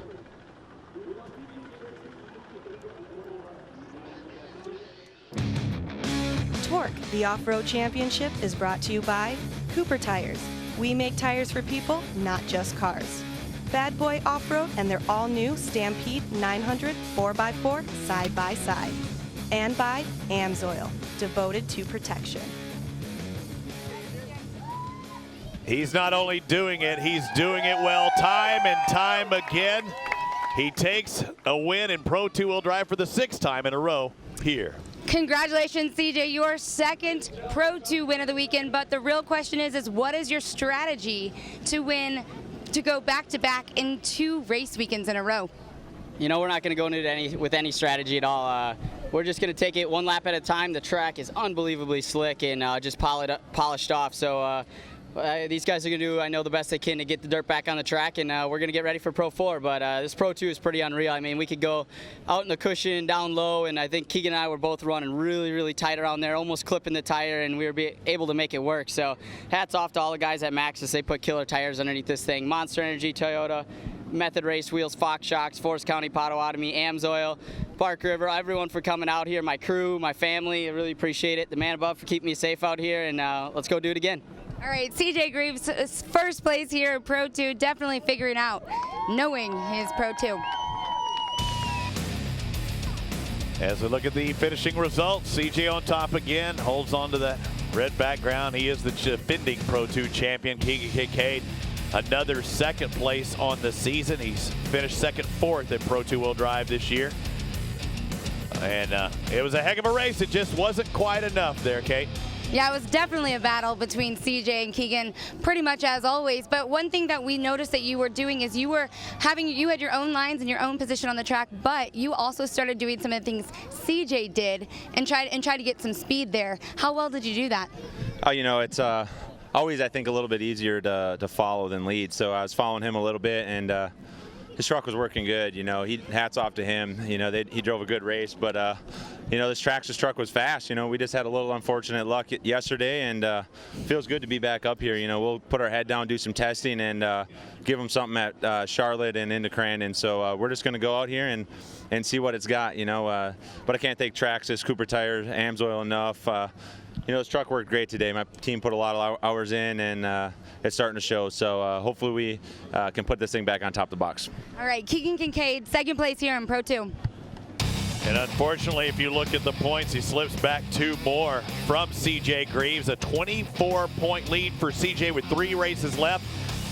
The difference, well, you get 25 points if you win a race. So another victory, and he would have a 1-race advantage. But man, speaking about a guy that's been on the move, 2 races in Pro 2, and he finished on the box, both of them Mike Jenkins. Yeah, an incredible weekend for Mike Jenkins, actually, in Pro 2 and already in Pro 4. Now, we were seeing that you were holding off those guys. That was a battle to get this podium spot. It was not easy with a couple guys behind you. What were you doing better than them to hold them off? I guess I was probably just making fewer mistakes out there. I mean, the track's really slick, 2-wheel drive. This is our handful. You know, we got these Cooper tires on here, and you know, we went to a different compound, and you know, we could probably make another 20 laps of these things. I mean, they really came together at the end of the race. We didn't have the speed that CJ and Keegan did. Obviously, they were well checked out ahead of us, having their own battle up there. But it was good to put this ahead of the rest of the field. I mean, it's rusty. I haven't been into it since Charlotte 2 years ago, so I thought it was Crandon, but that wasn't the last time. Anyhow, it's done real well, and we appreciate our sponsors. Traxxas having 2 spots up here, AMSOIL, Impact, Cooper Tire, again, great rubber for us. So appreciate being here and appreciate all you guys coming out and putting on the show for us. A good weekend so far for Mike Jenkins. Thank you. Congratulations goes to Mike Jenkins, another podium finish from him. But there's another guy you'll be seeing in the field here in just a moment. He drives the number 7 AMSOIL entry out of El Cajon. But who is this 55-year-old? You know, Scott Douglas is just that big old bear that is always there. He just never goes away. He's got a lot of strong suits. Scott Douglas, he's like Oh, let's call him Papa Bear, I guess. But he's been a help to our program, and after this, in fact, we're going to his shop to prep out of his shop, and he has a lot of knowledge. He's like the veteran, you know, he's been around, he's seen everything, knows the ins and outs of whether it's the series or the tracks. He's cutthroat. They're all cutthroat. You know, anybody who's been around racing that long is cutthroat. I mean, I guess Ricky Johnson says it the best. You hit him once, he's going to hit you twice. But I just, you know, I try to run everyone as clean as I can, whether it's Scott, my dad, Chad, anybody out there. They all run hard, they all want to win, and everyone drives a little different. Scott's done it all, and someone to look up to, and definitely, you know, one of the greats that everybody knows, and when they say his name, they know who he is. And Johnny Greaves, he's a couple of years older than you, too, so you can say, hey, old man, great job, or hey, old man, I owe you one. I'm glad there's somebody out there older than me, but, you know, Scott, he's going to be an animal, I think, this afternoon. You know, he put a stick shift back in his truck. He's gone back and forth, and now he's just getting used to it, and this is his first weekend with it. So, and he's hungry for a win. He's kind of over it. He's ready to go to the front, and you know, it could get a little aggressive. Well, Bud, I know you're ready for a win as well. You get to leave this seat, head into that cockpit of that, you know, that Monster Energy Toyota. Good luck in the Pro 4-wheel drive. Thanks. Been a pleasure. All right, we've still got a lot of racing to go, including Johnny Greaves, CJ Greaves, Mike Jenkins, Scott Douglas. We've got a full crew ready to hit the track. Pro 4-wheel drives coming up here in just a bit. The racing is just now getting good.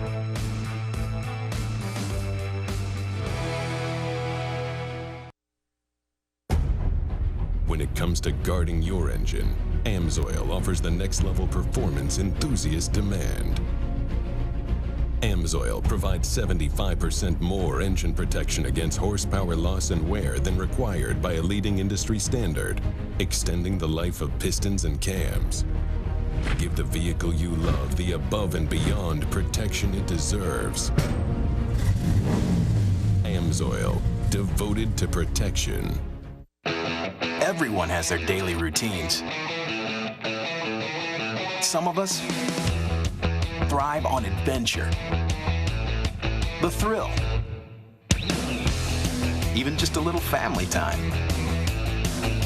We live for the weekend. Whatever your passion, Kenda Tires is there for you. Kenda Tires, designed for your journey.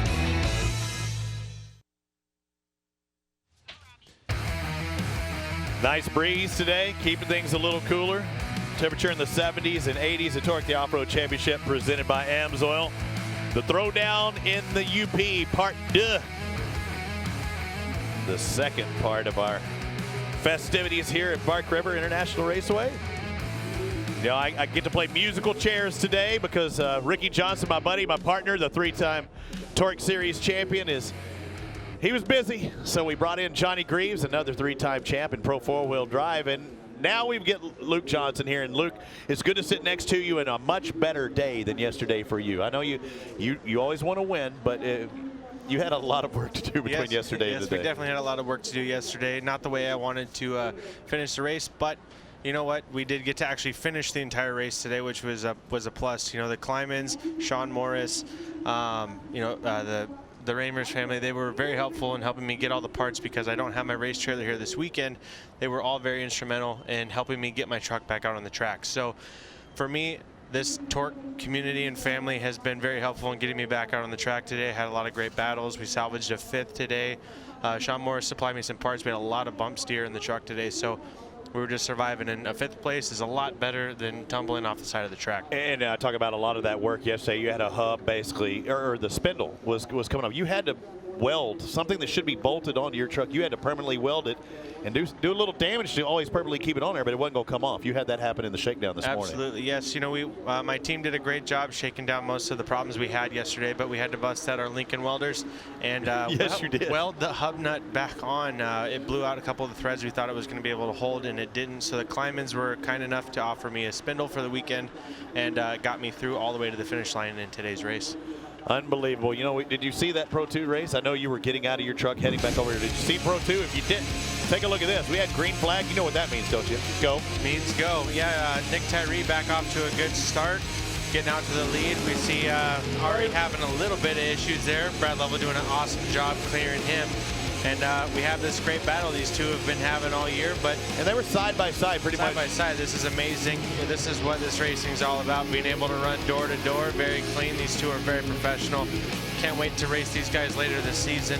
But it was CJ Greaves that pulled off that lead, and Keegan trying to chase him back down, not letting him go. He did whatever he could and sometimes put himself in a lesser situation. Even Jason DeGrave and Rodney Van Eperen, they had battles throughout the pack as well. They had a great battle. It was unfortunate to see DeGraves lose a tire later on, but we had a lot of great battling going on.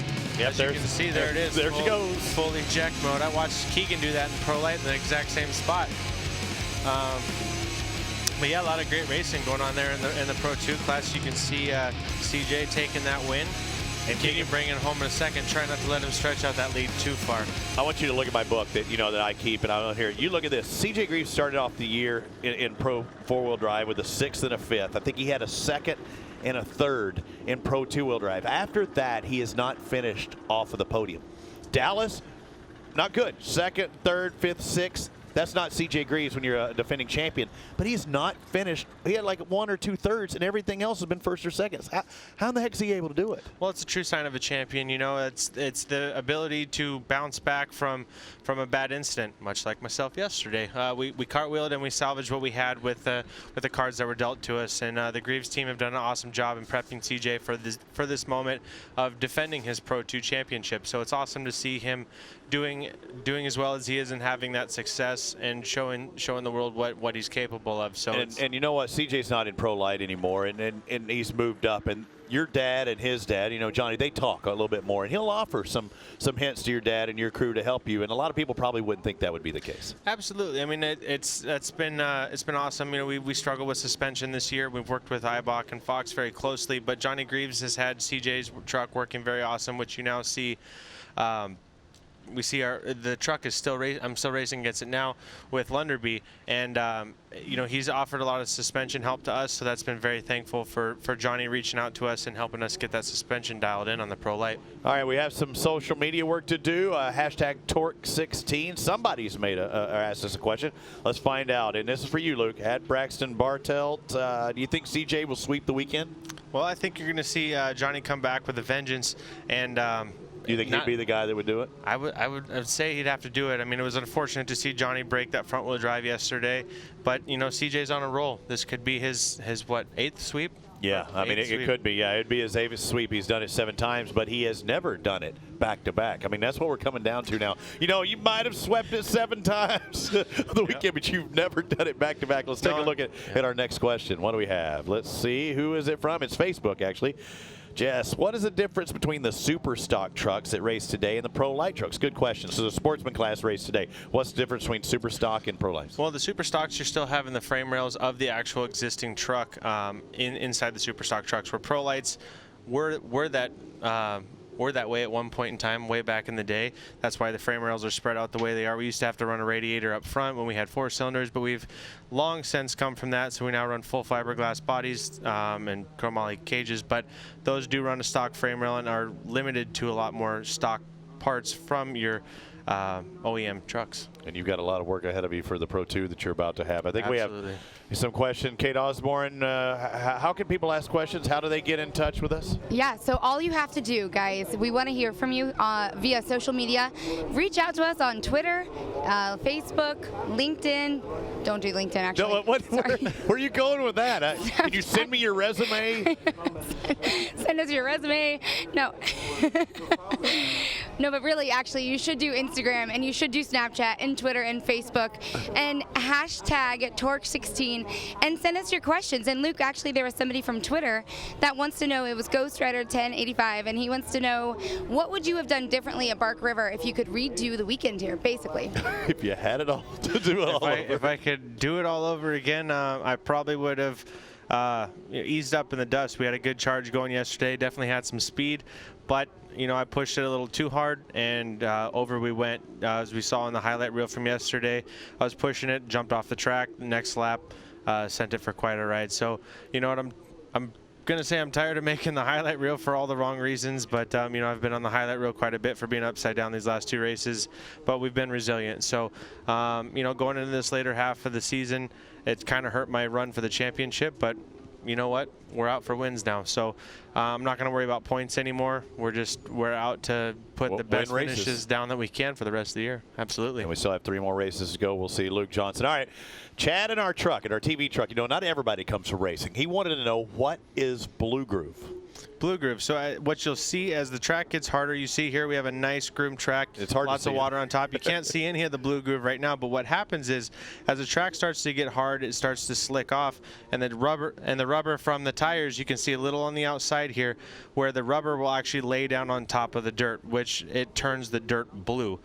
Even though we have black rubber on the race cars, it does turn the dirt blue between the hue of the dirt and all that. So is it slippery? It's very slippery. Why is it slippery when you've got actual rubber that you're going the grip on? Why is it slippery? I'm going to hit you with everything I can right now. That's a little bit scientific and above my pay grade, Robbie Floyd.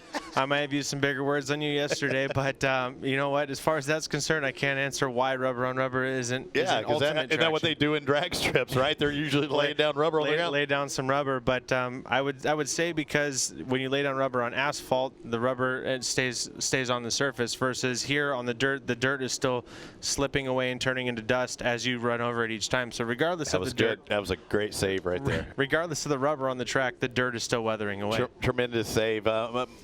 What did Mom and Dad have to say for you yesterday? Because your mom, Stephanie's, watching online, and Dad's probably watching online now. Still got that attack fly from get that bad boy, that Bark River attack fly. What did they have to say yesterday? They said, my boy did good. well, as far as TV's concerned, they were very proud of my first debut with this attack fly getting after us again. But, you know, the TV part was good.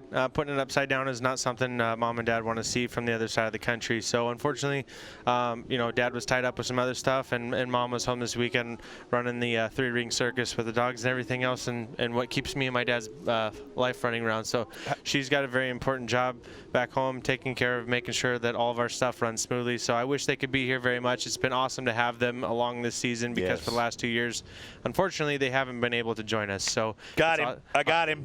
Fly's done. Way to go, Robbie Floyd. High five, my friend. That fly is no longer. It's good having Mom and Dad. Now, she's quite the sandwich artist, too. I mean, yes, she is. That's how Ricky met his wife, Stephanie. She was making sandwiches somewhere. I know the rest of the world doesn't know that, but she makes a mean sandwich. She makes the best. She turned him down a couple times, actually. She wasn't quick to say yes to the first date. My dad would go out to the test track and was riding and would go in there. My mom would make sandwiches, and next thing you know, she finally said yes, and now here I am. That's the end of the story, and Jake and your sister. Oh, man, that's a great story. And, again, I'd like to welcome everybody that's watching around the country, around the world for that matter, and TORCseries.com. We've been on Facebook Live quite a few times, also on YouTube. So there they are, the Pro UTVs.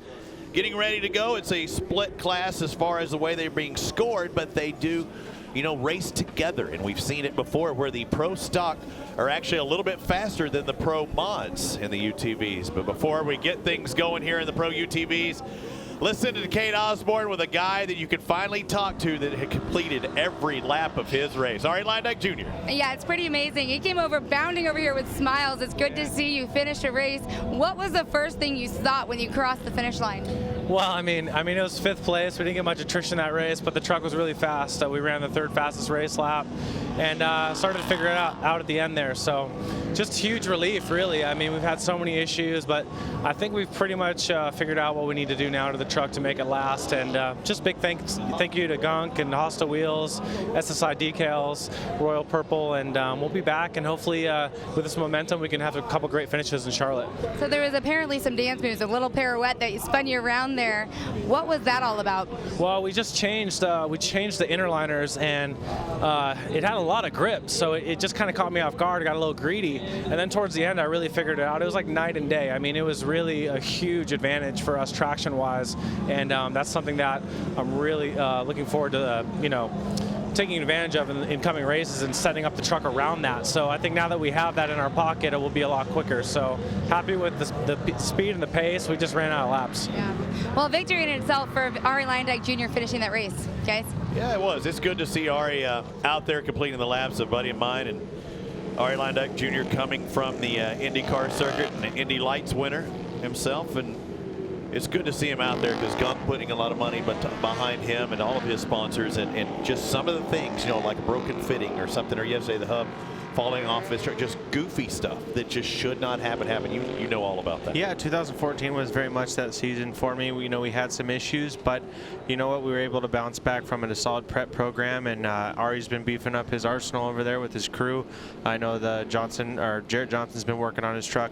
So, you know, a Charlotte-based team, they should be strong coming into that Charlotte round. So it's good to see him figuring out how those Cooper tires work, getting his inner liners figured out. Yep. And we're about to see green flag racing here in the Pro UTV class. And the mods actually start off first today, so the mod UTVs are ahead of the stock UTVs. That's something we have not done yet, but there's still certain things out. They're with us the rest of the season, so let's find out how this shakes down.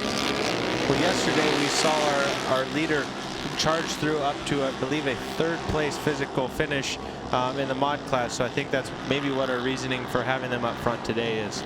Yeah, Travis Pointer, and it's not Travis, it's Travis, is what I've been told. Travis Pointer winning the mods yesterday in the pro stock. It went to the 989 of Jason Luber. Travis, a guy to look for. He's already won 2 of the 3 races this season in the mods, but he's on the 898 machine. And it is hard to figure out who they are, because I think they do have 8-inch numbers in reality, but they look like they're about 4 inches for us. I can see the 937 back there. That should be Andy Ives, or 937X. But when you have a 937 and an 837, you just really got to be on your toes. Absolutely. I mean, these guys are putting together a good race. It looks like we have a new leader that we didn't see much in the mix until later on in the race yesterday. We got a Can-Am up front, which is different from the Polaris RZR and the Yamaha YZX that we saw up front. So it's awesome to see another car up front that looks like the Can-Am. I didn't. Yeah. Are you getting Tim Sheldon? 915. Looks like the 804. You got me. I'm lost as last year's Easter egg right there. I was trying to figure out how you knew it was a Can-Am seeing it that far away. I'm a couple years younger than you are. Floyd, Absolutely. So I'm gonna utilize that better vision to recognize the brand that we got there. But we got Pointer and Ives up in the front here. We got someone blown wide coming back on here in the shortcut on the short track here.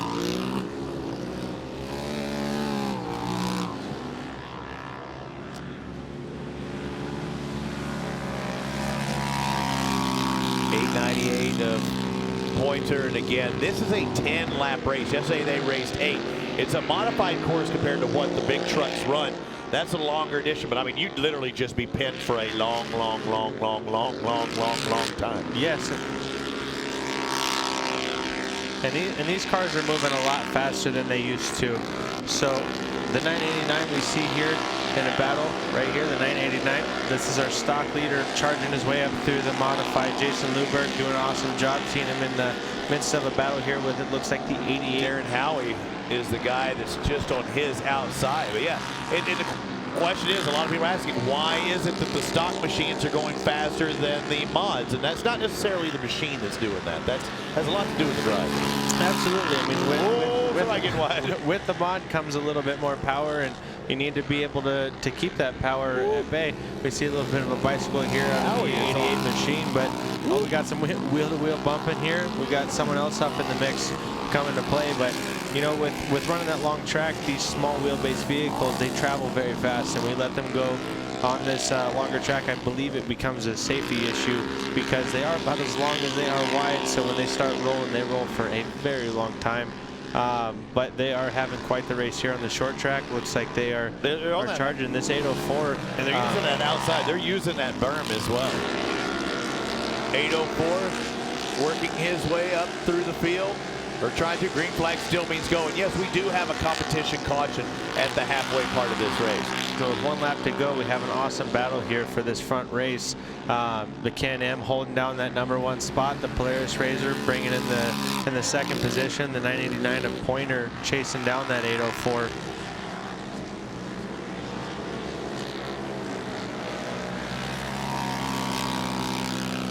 Let's go to Kate Osborne. You got more on Mr. Luberg?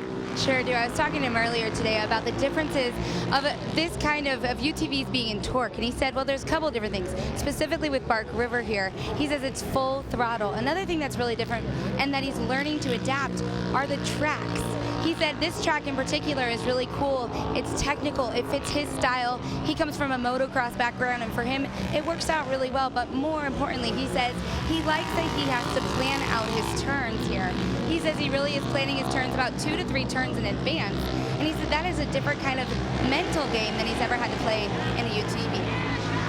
Thanks, Kate, and makes a lot of sense as we're also seeing as Corey Weller working her way up into 5th now, and she was back in the pack-aways. Again, the stock started behind the mods, having to get pulled off. The 988 or 989, is that Luber? That's Jordy Reed. Unfortunately, it looks like he's lost a tie rod, possibly a spindle. You see that left front caving in there, but we are coming to our halfway caution here. We're now at 5 laps of our 10-lap event, so you will see these drivers possibly try to stick one more pass before we catch that competition caution. Jordy Reed, the 988, looks like he's out. He had a 5th, a 10th, and an 8th so far this season, but not going to have a good finish here. In Balsam Lake, Wisconsin native. We look at Pointer, Luberg, Howie, Decker, and Weller, your top 3 as it stands right now. Mods in 1st, 3rd, and 4th, but it mixed in there. Luberg and Weller in that top 5. Still those stock machines. And when you get a fast, slippery track or a slippery track, the motor's not necessarily your friend. You can do, with a lesser engine, you can make some fast laps as we're at the halfway point of this UTV race. I know in mud races, or we're seeing some of the trucks at times when you talk about having this high horsepower, you just can't get it put to the ground. I don't know if that's necessarily the case here or not.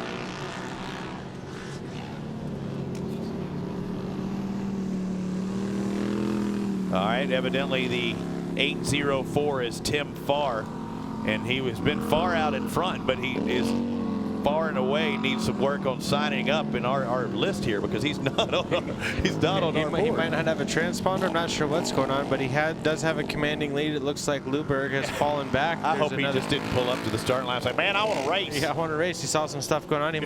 He might be a Bark River local. We'll find out if he can keep that #1 spot. He could be Bark River local. Looks like we possibly have a lapper up there in between him and Luberg now, so he's got a little bit of a wedge between Tim Farr and Luberg, who's currently sitting, it looks physically 3rd, but is 2nd overall in today's race. As he's slowing down again, we got UTVs pulling over to the side, maybe trying to cool down some tires in the cushion over there.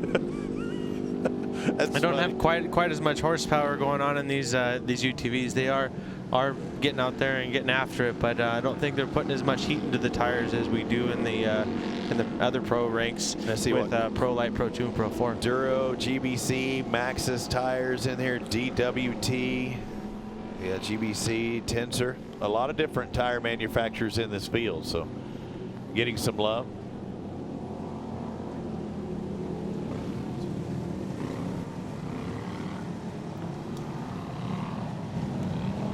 Going to try and get things dialed in with Mr. Farr.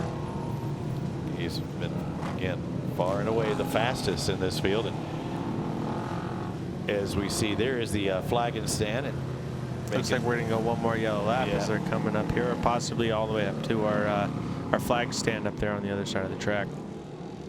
What about the track today? Did it look different than it did yesterday? I know a guy's talking about how it seemed like it was hard packed and his stuff blown off the top, but did it look different today or feel different? It did feel different. The bottom lines came in better towards the end of the race than they did the day prior.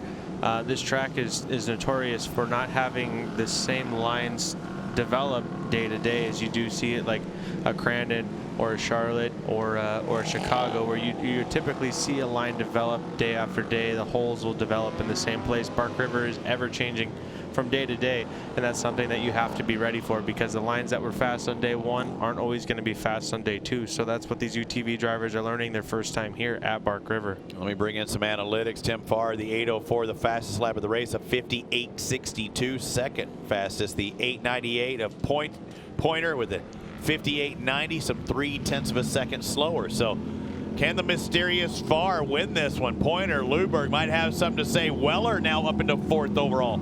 Again, 2 mods out in front, Farr and Pointer. Luberg on a stock, Weller on a stock. Howie back in 5th. Out of there. And it should be. So Farr in the mods. But we've seen the stocks work their way up. Luberg and Weller, can they challenge for the overall win? Because really, that's what it's all about. They might be split classes, but you want to win the overall. I know that for a fact. It's been ran this way all the way back to 2007 when I was in the class, and even running in a stock vehicle, if I could get to first overall, it said a lot more about myself. If I could beat a modified vehicle and a stock vehicle, Pointer going for that inside line, seeing if he can make it stick. We got Farr running the cushion. Good run. Farr able to get that run right off the cushion and pull that lead back off. Pointer's not going to let this go. Yesterday's winner, he's going to push for this. And we're having a great battle today between Farr and Pointer. As you're going to see, he's crossing them up. He's trying those other lines, much like we saw in Pro 2 between Keegan Kincaid and CJ Greaves. Yeah, Pointer using that CJ line with that right front all the way up against that wall berm there, and you see a tight battle there for third. Weller sneaking in on Luberg. She's all up in his business. The 989 starting to get some pressure, and Luberg the series points leader, but both of those guys in second or third and fourth have wins this year. Luberg has 2, Weller has 1. If Weller can make that pass and maybe get up there, she will then be tied for the points lead. Yeah, so we have our first through fourth physically is actually 2 battles for the lead. So we got some interesting racing going on in the front. You see Weller trying to line up there on the berm that she hasn't been running earlier in the race, trying to chase down Luberg to potentially close that points lead back in. Professional drivers in the mod and stocks, 2 mods in front of 2 stock machines. And stock doesn't necessarily mean off the showroom stock. There are modifications to these UTVs, but they are not full-blown mods.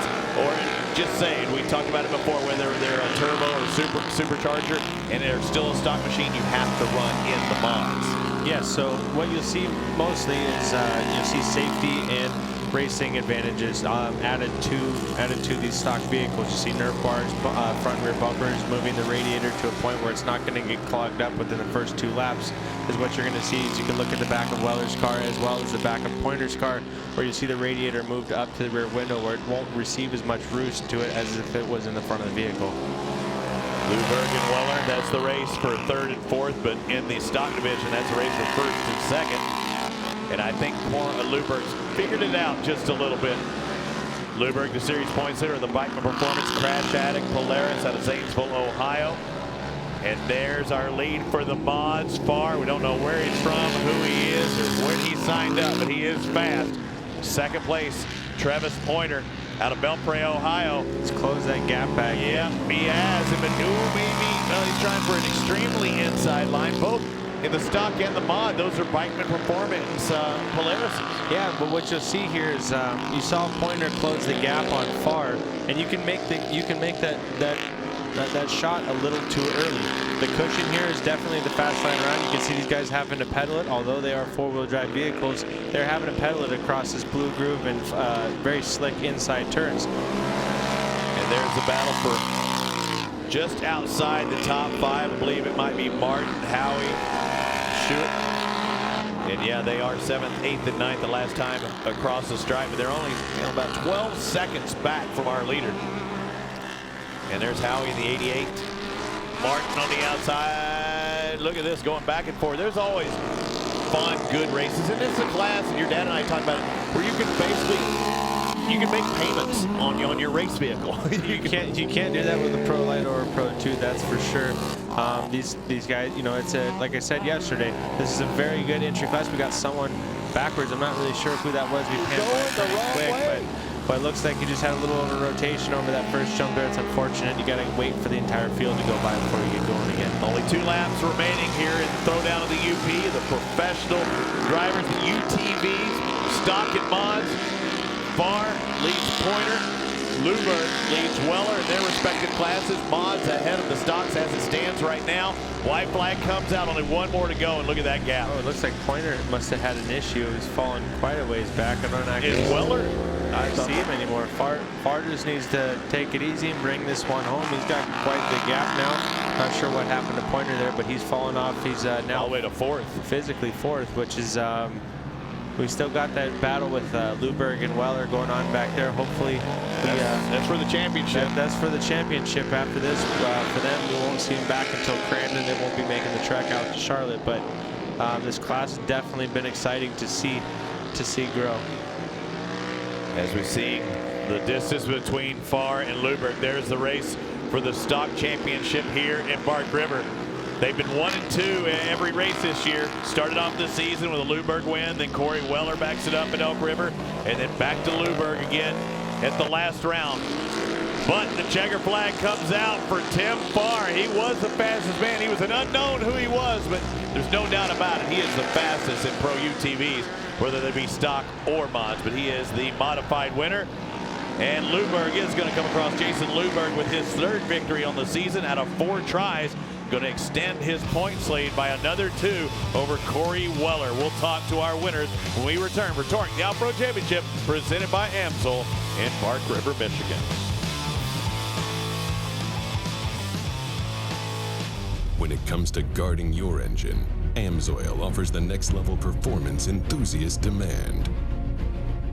AMSOIL provides 75% more engine protection against horsepower loss and wear than required by a leading industry standard, extending the life of pistons and cams. Give the vehicle you love the above and beyond protection it deserves. AMSOIL, devoted to protection. Brakes on the left and the right, you got this? Got your brake levers ready? Okay. Go ahead, Cash.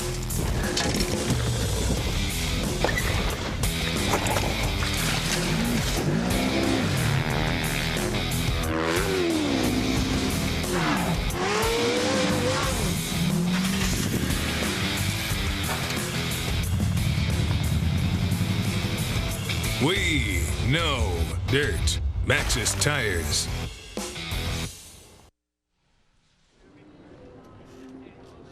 As the drivers prepare after the completion of the Pro UTVs, the leaders will go make their way over to the victory podium.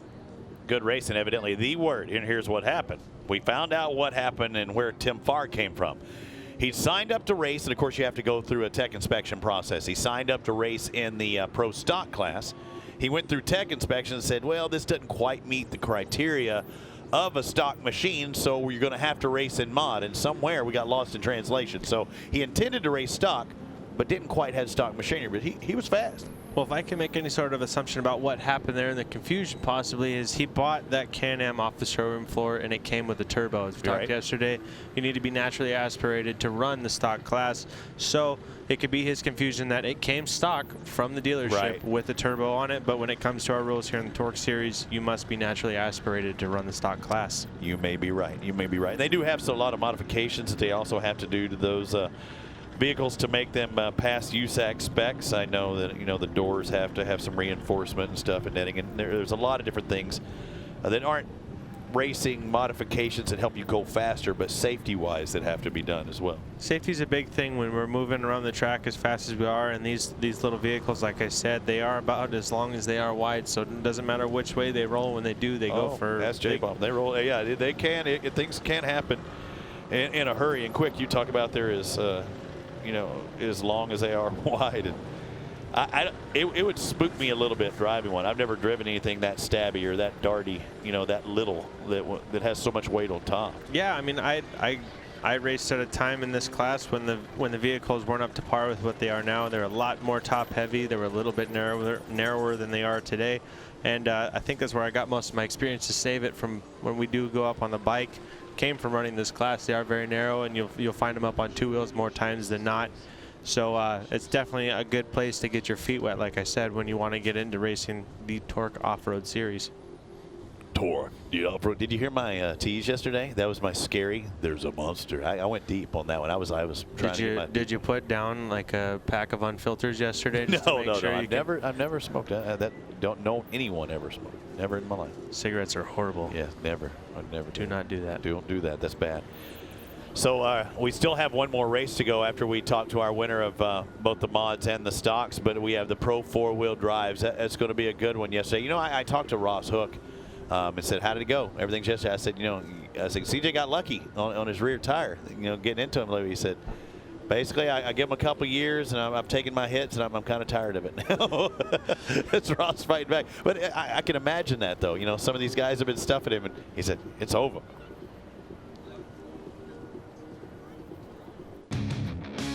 TORC, the Off-Road Championship, is brought to you by Arturo Tire, the tire with the style you want and the performance you need. rugged radios, the authority in communications. Akamai, faster, forward. And by Vision Wheel. From high-speed desert racing in Baja to short course carnage, Vision has arrived. Well, he's done it. We didn't know if he was going to drive in stock or mod, but he was the fastest man altogether, the 8:04 Can-Am of Tim Farr. Yeah, Tim, this is a great comeback of a win for you. Yesterday was a little bit difficult for you. You kind of had some difficulties. You got hit by a rock, got taken to the back, and you came back out with a blaze in here. It's awesome to see that. What was your process walking in here knowing that you kind of had to come back for some vengeance? You know, yesterday was really fun. I came from the back. I had a back row start, and I ran up to the front and had a blast. I haven't raced short course. I've never raced short course in one of these, but I knew today I'd have a better starting position with the invert, and I needed to just get out front and go. In the car, I made some changes this morning, and the thing was awesome. All right, Tim Farr, the winner here at Pro My UTV. Tim taking the victory in the mod division. His first win of the season, 2016 season, on TORC the Off-Road Championship. And like Luke said, evidently the UTV's not with us in Charlotte, but will rejoin us in Crandon at the end of our season. Great shot overhead from our drone camera and getting all these cool shots. And they're getting to see another victory out of the 989, his third on the year in the pro stock in the UT division. That would be Jason Luberg. He's with Kate Osborne. Another victory for Jason Luberg. Congratulations with that. You know, we were talking earlier about you having to really focus on the turns here, to focus on the technical areas. But how challenging is that when you know that Corey Weller was pushing behind you?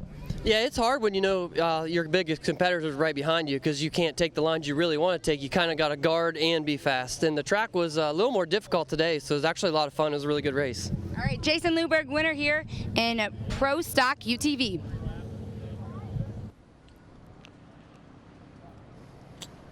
Thank you, Kate.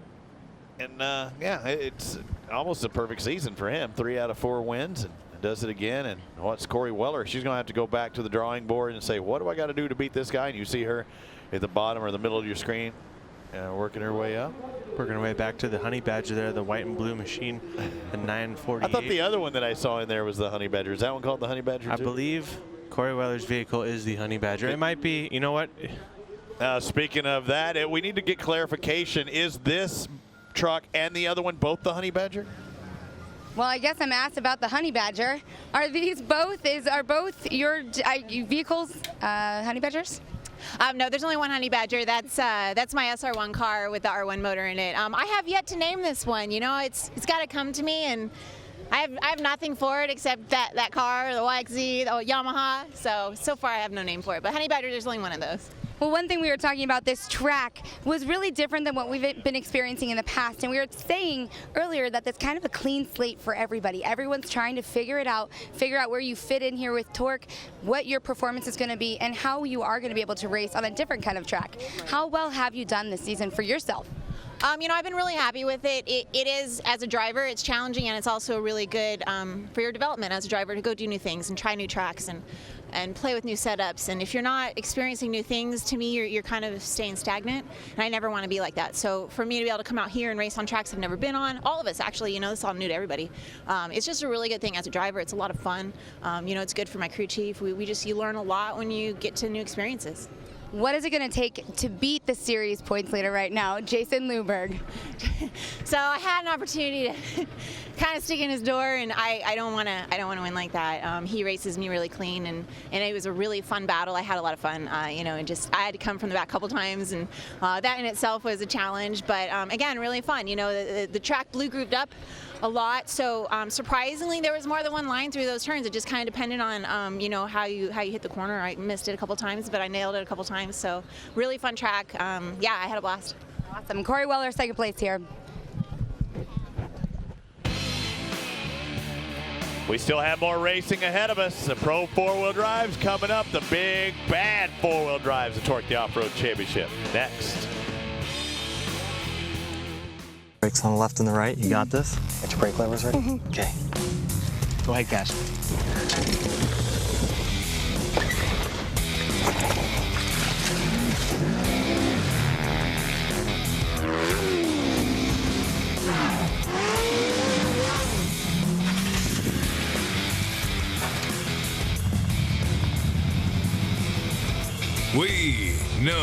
dirt, Maxxis Tires.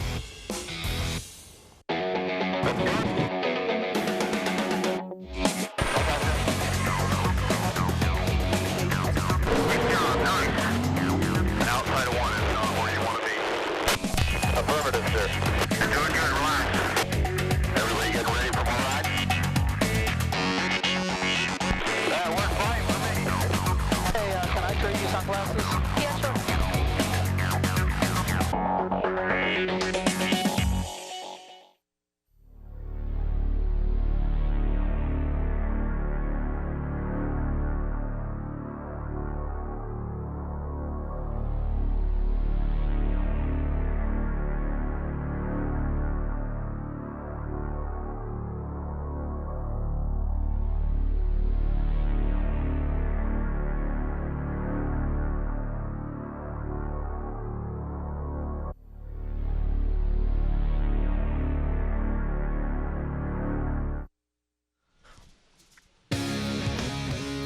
Yep, we're in Bark River, and it's time for our final race, or it's almost time for our final race of the day here. I'm Robbie Floyd. This is the one and only LJ14. You might have seen him in those Spider Lights truck, Red Bull, multicam. 5th place today, right? 5th place, much better than upside down on the side of the track like the day before. I actually stuck the landing. Fortunately, we're not doing gymnastics. We're doing short course racing here at Bark River. So otherwise, I would have gone home with a gold medal, I think. Triple somersault, yeah, as we prepare to head to the Olympics. I actually get to head there on Monday. And you big Olympic fan, what's your favorite sport? America. That's not a sport. There's a country. That's totally fine. I really don't have a favorite sport, but I do have a tremendous amount of respect. Our boy and previous TORC racer, Nick Baumgartner, he's actually cruising around this weekend out here supporting us. He used to race in the Pro Light Class against myself and the rest of the field. He's a winter sports athlete. As a winter sports athlete. So with that, the winter sports definitely have a little bit more of the action sports side that tend to lean towards what you see here in the TORC Off-Road Series. So we look forward to seeing Nick back in the Olympics in the winter. But as far as the summer goes, I'm all about my country, America, and you know, the red, white, and blue. It's going to take home the gold medals. That's what I'm forecasting. All right, I'm going to have to get this one told back to me. But Ben, in the control tower, they got a question for you, and they said, "Is it hard to keep your identity as Zorro secret while you're fighting for the people of Los Angeles?" Is definitely a challenge. You know, I got to make sure they don't see the mask hanging out of my pocket, the mustache on fleek, as you can see. But yes, it's definitely quite the struggle to keep that identity on the down low. But thank you for letting the cat out of the bag. Oh man, I can't believe Ben did that. All right, let's take a look at more social media. We've got a question. We've got a topic. What is it? Let's take a look at this. All right, is it Facebook? That is the arch where we take the green Here's flag. the big question: is it Facebook, Twitter, or LinkedIn? Lopez Zach, Luke, have you done any testing in the Pro 2-wheel drive? We have done some testing back home in Southern California. Not very much, so that's why we are trying to get the Pro 2 out here to not only Where'd you test? We tested in Lake Elsinore, which is, I think I spend more fuel warming my truck up in the driveway than I do actually driving to the track in Lake Elsinore. So, you know, for me, it was a great shakedown. Got me very excited about joining the class. Definitely, I think suits my driving style. So I'm very excited to join CJ Greaves and the rest of the field in Pro 2. No, the chassis. You told us before. Sorry, my booty's not doing good. Yeah. You told us before. How old is this chassis? Chassis, I believe, is about 3-4 years old. It's relatively new. Relatively new. Hasn't really seen a full race season in quite a bit. So, you know, it's fairly new. We had to do a little bit of updating to it to get it ready for this, for my debut in the truck itself. But Keith Stamper building an amazing chassis. It's a great platform for me to get my feet wet in the Pro 2 class. So I'm very excited about joining the rest of the field. Like I said, this truck is definitely a good platform for me to launch into the class. And then as we approach, you know, taking down CJ Greaves and Keegan for that win. Yeah, we'll see if that happens. Let's find out. We've got another social media question. Also want to ask you about the motor. Who's building the motor and where'd that come from? Braxton Bartelt. Man, Bartelts are big here. Luke, do you think you can beat CJ when you race him in Pro 2-wheel drive? I think eventually I will be able to beat CJ Greaves. It'd be a very, very tall order right out of the gate, especially coming into Crandon and these other tracks where he's very in tune with his truck, and it is going to be a new venture for me. So I do think eventually I will have something for the defending champion and who is continuing to show his dominance this season. But out of the gate, that's going to be a tall order, even capturing a podium with these guys. All right, question back on the motor side. What engine are you doing? Because you just don't, even the Pro Light, you don't just find a motor just laying around at 700 to 900 horsepower for Pro 2. What are you doing there? No, the Billy Schleeper over at Pro Power has done an amazing job with supporting my Pro Light program, and I'm going to continue my services with him moving into the Pro 2 class. Unfortunately enough, I found a truck that had one of his motors previously in it, so that's very fortunate for me, so there won't be skipping a beat with how that truck is being tuned. So coming into it, we are a little bit of a lighter chassis in consideration to some of these other trucks, so we do have a smaller motor. We're working with a 411 cubic inch motor, so we're looking at possibly bumping that up to around a 436, which you see in some of the trucks that are up towards the front of the field, and adding some weight to the truck. Because lighter's not always a good thing, right? I know your dad has talked about whenever he gets to race the Red Bull Frozen Rush, most of the trucks have gone towards lighter at times, but that's not always the case where lighter's faster. Not always lighter, and I'm not quite sure who said it, but there's no replacement for displacement, and having a bigger cubic inch motor is always an advantage, I feel. That is to be seen for myself and my driving style once we do join the Pro 2 ranks, and what works best with me. This light motor package might work good for myself, but I do think moving up in the cubic inch range, and then also starting off with a light truck, I get to put the weight where I want it, which is definitely going to be an advantage as I develop my Pro 2 program. They call that ballast when you can do that. You yes. Just put a little ballast here. Yes, the Greaves have been very good about keeping, and Keegan as well, about they know the tips and tricks to keep those trucks nice and light so they can put the weight where they want it.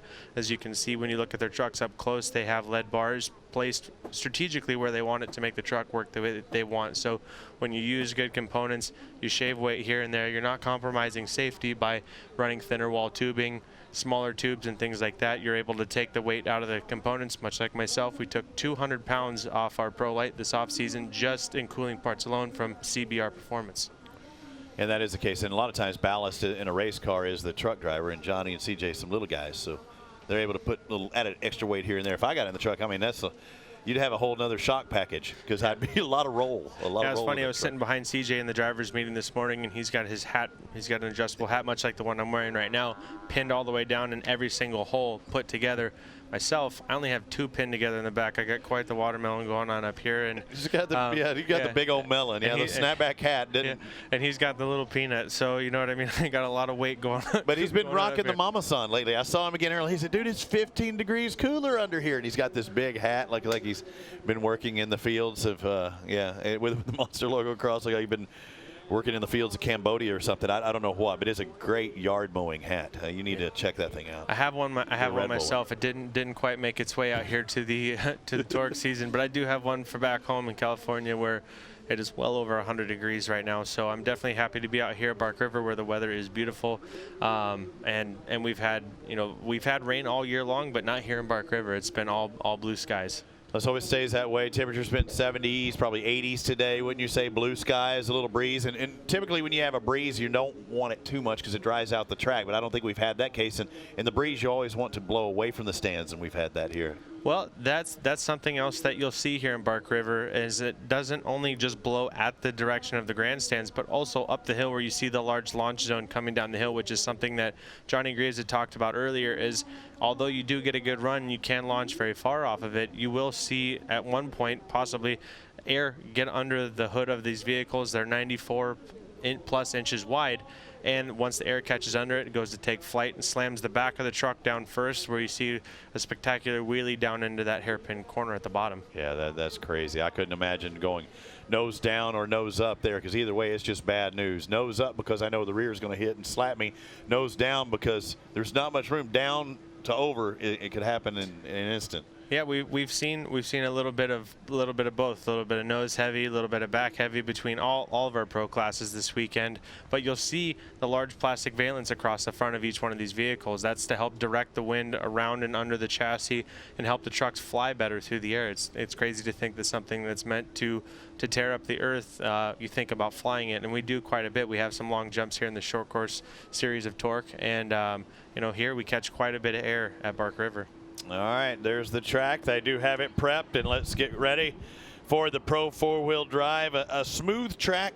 I kind of wish they would just leave it alone. Let it get nasty. Let it get rough for these Pro 4s. These Pro 4s will do plenty good job tearing this track up. You can see they've laid down some thick water, and you see the water is kind of shiny here in the sun, so that's gonna play an effect. But luckily these guys have 4-wheel drive, so they will be able to handle it quite a bit better than you see the Pro 2s and Pro Lights trying to pedal across that stuff.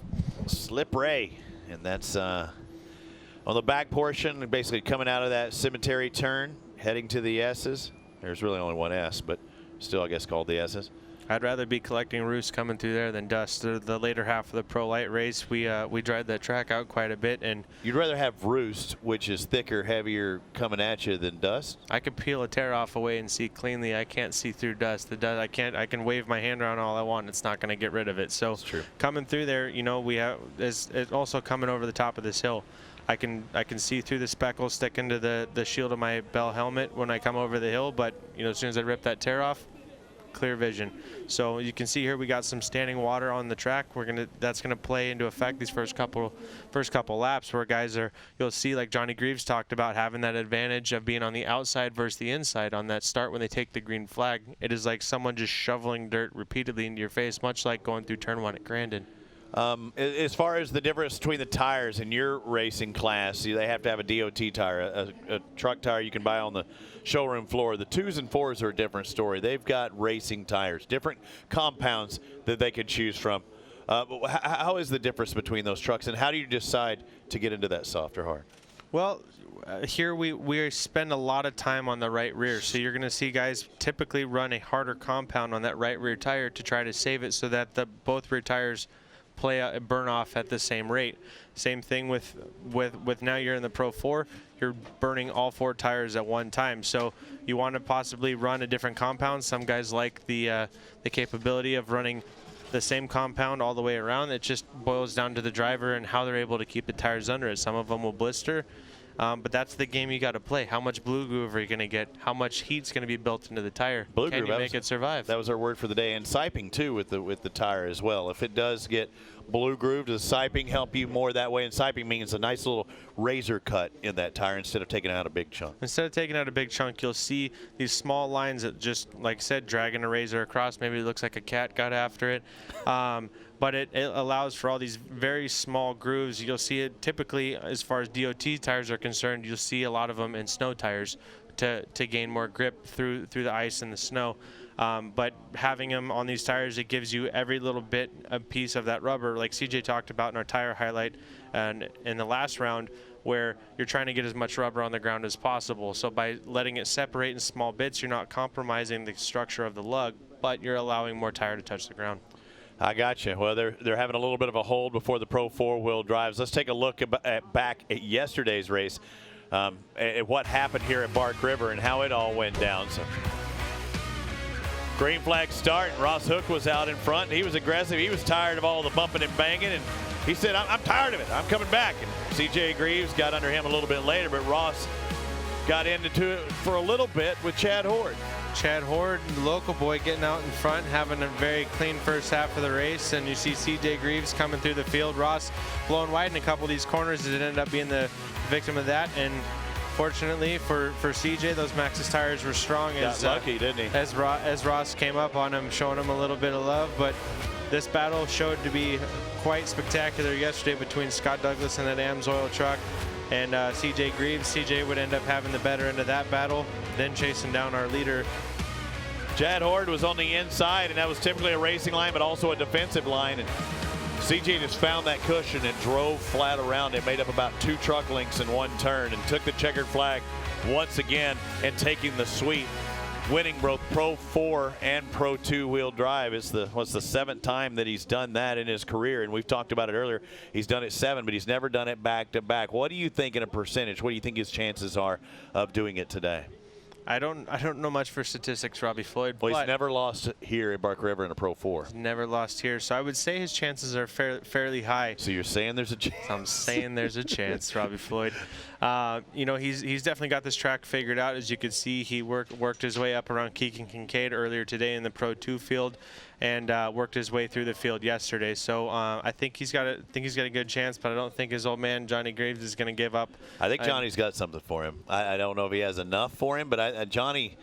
Remember at ERX, did you watch the Pro 4 there? Johnny looked like he was driving with a lot of incentive. I'll put it that way. He did not like CJ being out in front. Well, not only that, Johnny lost the points lead yesterday, so that's definitely something that he's got built up going into today's race, hoping to keep that truck together so that he can battle with his son up there in the front. But losing that points lead, he's definitely got something more to fight for in today's race. All right, tell me about the fish hook. I'm looking at that on your camera, and I've seen it there. Quite the fisherman, are you? I'm not. My brother is actually quite the fisherman. Yeah, he's trying to school in Colorado. He better. Yeah. No, it's much like. I mean, I'm much more of a catcher than a fisher. As long as we're catching fish, I'm having a good time. But I spent quite a bit of time up here, and my favorite store to participate in shopping is Fleet Farm. And I happened to be checking out one day, I saw these fish hooks. I thought might be a good addition to my hat. So it makes people ask a question and look at my hat, wonder what's going on up there. So helps a little bit with that Red Bull branding and people keeping their peepers up on the top of my coconut here. But that's where the fish hook came from, and the mustache. So this is the money maker right here. Yeah, that's it. Oh my gosh, it's so bad. That's so rough. Hey, what's the next bet? Did you figure it out yet between you and Bobby Runyon? Well, Bobby Runyon and I had quite the rough weekend here in Bark River. Bobby started off with a roll, and then shortly after I had one as well on this wall right here. The first practice, he went for that double. It didn't go well for him, and up and over the wall he went. So for us, it was just a matter of getting things back priority. So my best finish of the year, we have 3 second-place finishes, so I need to capture a win. Bobby Runyon yet to land on the podium. His best finish, a 4th on the season. So next person for him to either get on the podium or me to win a race. Has to do what? We got a tattoo bet. You're still going with that? I thought that's not a wise bet. That's one that sticks with you forever. That's not something you're just going to wipe off. That's something that to me sticks personally. What does Mom have to say about that? I'm a grown man. I'm 24 years old. You didn't answer my question. I have a large mustache. You not a large mustache. Marty Hart, he has a large mustache. Yes, he does. I myself have a long way to go before I enter any sort of prestige race on mustaches. Something I definitely transpired to grow out, but he's definitely had one of those since he showed me the ways in 2010 when I first got into the Pro Light class, which most people don't know is I showed up to many drivers' meetings with a stick-on mustache because I thought Marty Hart's power and his speed was withheld in his mustache. I've heard this that weekend story. Didn't work well for myself. What do you I thought you meant for Marty. I was like, no, it worked great for Marty. He finished, on the box both times, 2nd place. He's got a 28-point lead. Yeah, mustache has landed quite a bit of compliments this weekend, but not a spot on the podium for me. So it might have to. This might be the last time you see myself with a mustache for a while until I can harness the power. I don't think I was ready for the power of the mustache. You had the power of the mullet. Wasn't too long ago as well. And 2014, I ran that sucker strong. Not quite as strong as my dad back in the mid-'80s, but we see the Pro 4 guys taking off here. It looks like Ross and Mike Jenkins taking on that first row. Yeah, your dad did have a mean mullet. I actually modeled my mullet after your dad and Jeff Chicken Matasevich. 2 guys. Damon Bradshaw had a mean one. Nice body wave in the back. Very similar to what Mike Jenkins is running today. He does. Mike has finally coiffed hair. I like Mike, and he pulls it off. He does. He's got the Jerry curl going. The thing's always shining. His is natural though. I had to add mine. You had to add yours. I had to add mine. Yeah, no, he's running the stock class. There's no mods there. But you see Ross Hook and him up there on that Ross Hook. I'm sorry. You're good. Think of the thing on your head. On board is CJ Greaves. Method Racing Wheels got a nice eyeing up pops there on the outside.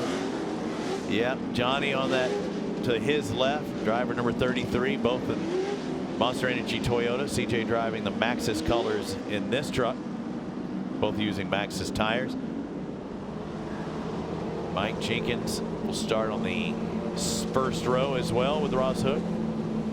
Milan Masnick had some mechanical issues in the last round. He's back. Mark Kwame back in the field. Good to see him. That truck toggles between Mark Kwame and Larry Pegram. See Big Worm here hopefully soon or before Crandon or at Crandon. Yeah, I mean he's done well. He landed on the podium here last year in that exact same truck right there. So good to see Mark Kwame back out here. I know he's been a busy guy, but he's got his boy Larry Pegram filling in for him, trying to keep that truck. Yeah, tons. Going. Yep, Larry shows up. Mark said, no, I'm driving right now. That was a new truck last season. Yeah, last year, and still going through the measures. That thing is fast. All right, safety truck is out there, and again, like to thank everybody for watching at TORCseries.com. Sorry about the little bit of a delay. Nothing we can do about it, but everything is good to go. The track looks good, and they're prepared to take off here in the Pro 4-wheel drive. 8 drivers line up, led by Hook and Jenkins, Ford Douglas, Greaves, Masnick, and Kwame.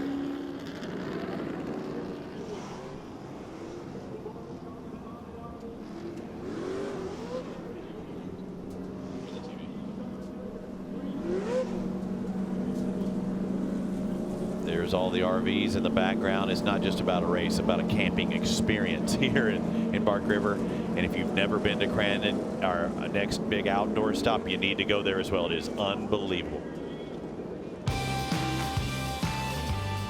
Welcome back to TORC, the Off-Road Championship presented by AMSOIL. Bark River, the township, has this great facility, Bark River International Raceway.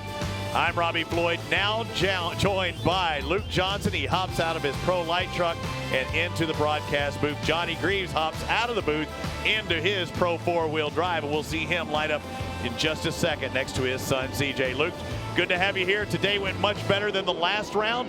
You got a 5th today in Pro Light, and we'll find out how this race goes with Mike Jenkins and Ross Hook starting on that front row.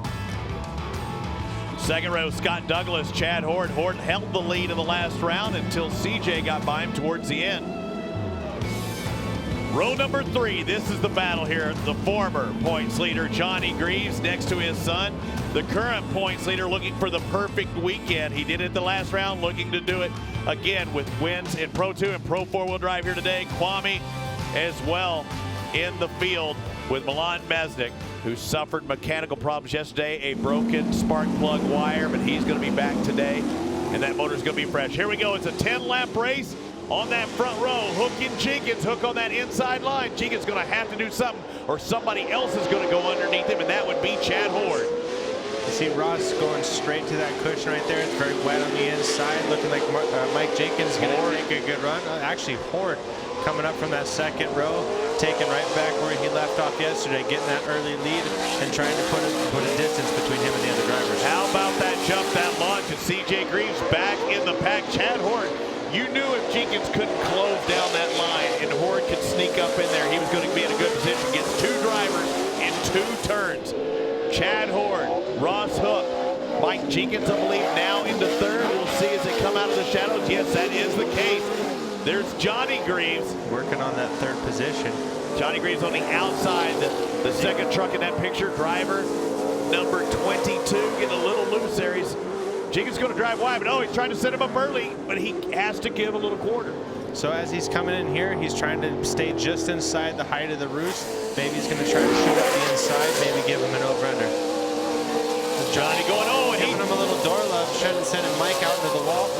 Getting a little bit more contact, might have some front-wheel drive damage there. We'll see if Mike can recover. Oh man, he went big ricochet rabbit off of that, and Johnny backed it in. I mean, he hit him with the rear bumper. It wasn't, I don't think there was any tire involved. No, he came full commitment in on that one. So you can see him over jumping again.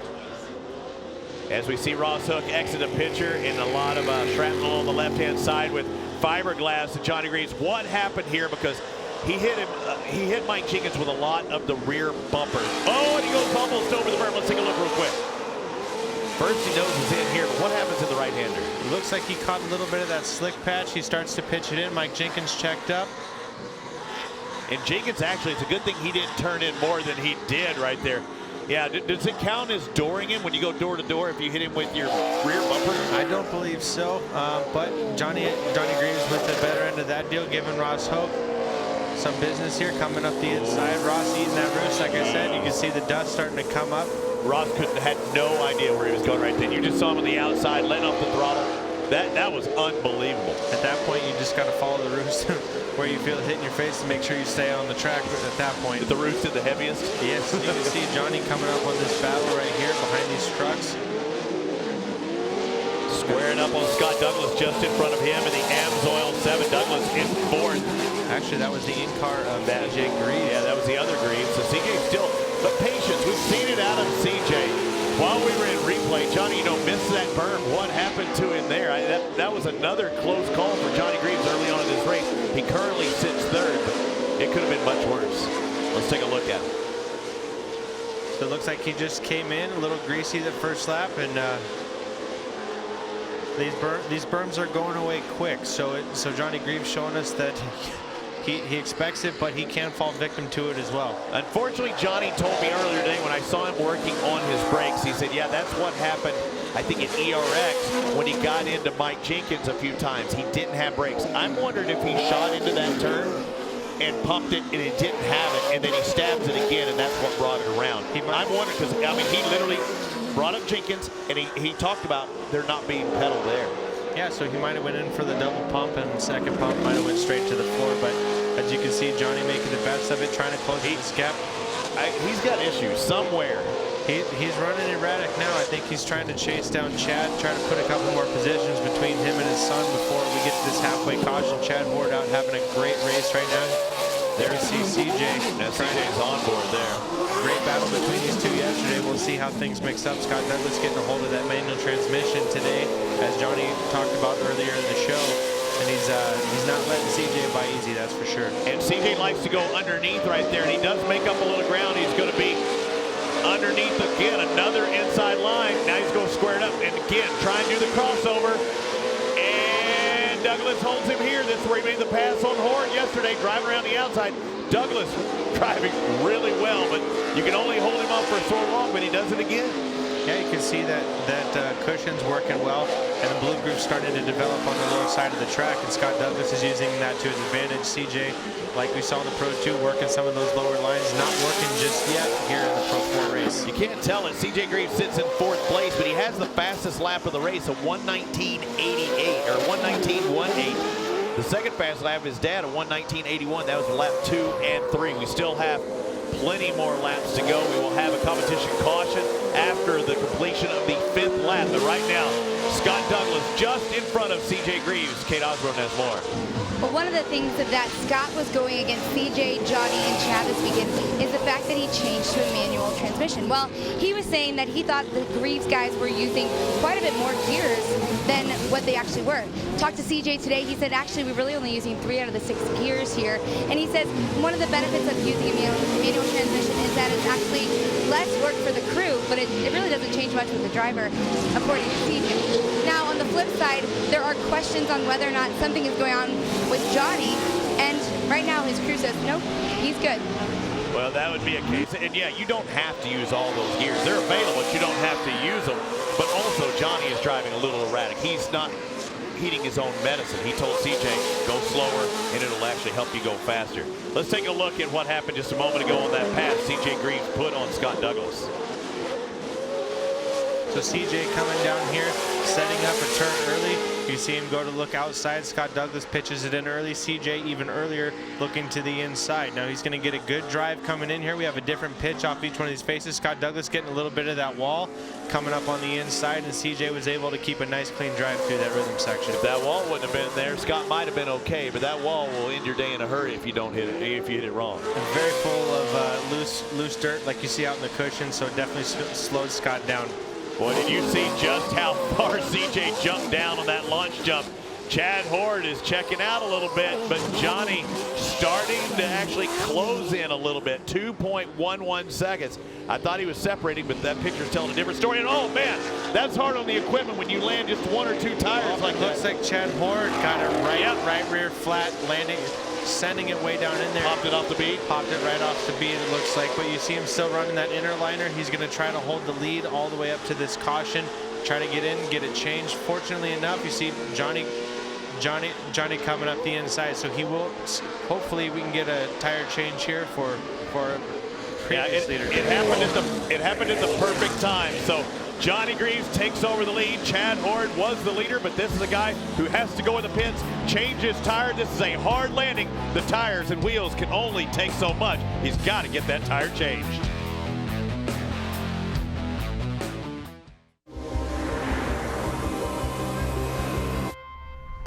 There's a lot of performance hidden in these tires. These tires are insanely good. Selected as a Consumer's Digest Best Buy. If this is what experts thought about Cooper tires, imagine what you'll have to say. They're impressive on all surfaces. Put Cooper tires on your car today. What would happen if a side-by-side had more power than it ever needed, a smoother ride than ever expected, and as much storage and customization as a pickup truck? Where would you take a side-by-side like that? Where would it take you? Step behind the wheel of the new Bad Boy Stampede 900 4x4 with 80 horsepower and see for yourself what would happen.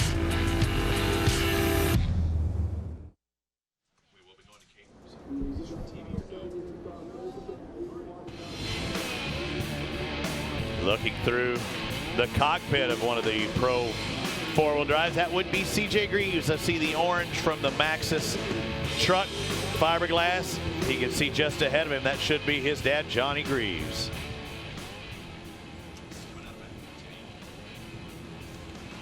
Welcome back to TORC, the Off-Road Championship presented by AMSOIL. We're halfway through this Pro 4-wheel drive race. Let's quickly go down to Kate Osborne.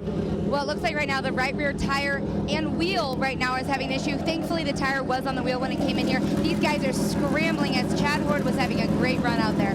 Yes, he was, Kate. He was out in front and flying, literally flying, almost flying off the track, and he flew so hard, he pops the bead on that tire. They can only manage so much, Luke, and I kind of expected that, and it didn't take long. No, and Johnny was very close to putting his tires through that exact same thing a couple laps earlier. You have to scrub the brakes a little bit with these Pro 2s and Pro 4s. You're getting quite a bit of drive coming out up to that arch, and you can blow out the right rear. I've done it I've done it once before in the Pro Light, as you can see here at Bit Chad. So you'll see these guys coming up to take the green. Chad will join the back of the field. He's got some work cut out for him. Unfortunately, he doesn't have another yellow to get himself to the front. As we see the green flag waving, Johnny Greaves leads his son CJ. CJ still trying to go back-to-back here, an undefeated weekend. And Chad Horde, there he goes. He takes off behind the field, so he's back in the field on the lead lap. And CJ Greaves is trying to knock on the door, so that means Scott Douglas is now all up in CJ's grill. Oh, and Johnny using every inch of that berm. That was a Brock moment right there. He's definitely dropping all over the place. He's using every inch of the track, like you said. Those berms falling away, but he's got his son who's hoping to bring this broom up to here and catch a win. There's a face full for CJ. Face full for CJ, but now CJ's on the inside. Johnny keeps going wide like that. CJ's going to pounce, don't you think? He's just going too wide. Absolutely. CJ's got these inside lines figured out, and Johnny's trying to use that cushion. He's chasing it though, right? Chasing the cushion. He's chasing it off the track. As you can see, this blue group line is getting wider and wider, and you can see the trucks hanging a little further out, a little to the left, a little to the right. But CJ has his inside lines dialed, so you can see him peek into the inside right now. You're seeing Johnny a lot of tail swinging back and forth. You don't see quite as much of that out of CJ's truck. No, and Johnny, like Johnny said, CJ's very much calculated, and Johnny very much the wild studs. You can see him coming back down to this inside, trying to adapt what he's watched his son do earlier today. And you also CJ getting a face full of dirt. CJ setting up, really initiating off of that jump. You've got to watch out. You can pop a tire as well. He was catching a lot of grass on that inside. You got to watch that, throwing the truck up on the bikes. You can see them both feathering away from that cushion. CJ maybe wanting to try something different, turning down a little bit earlier. Going to arc off the middle and cut back down to the inside. You can do that as a second place driver. You open up too much of that inside, you can try a thing here or there as long as you don't get a lot of pressure. Green still means go. Johnny Greaves wants to break that streak of his son. Either way, they're keeping it in the Greaves pit as it stands right now, but Johnny really wants to take the points lead. And it's only a 2-point differential right now. CJ's ahead by 2. So Johnny beats CJ in first and second. They're back to a tie.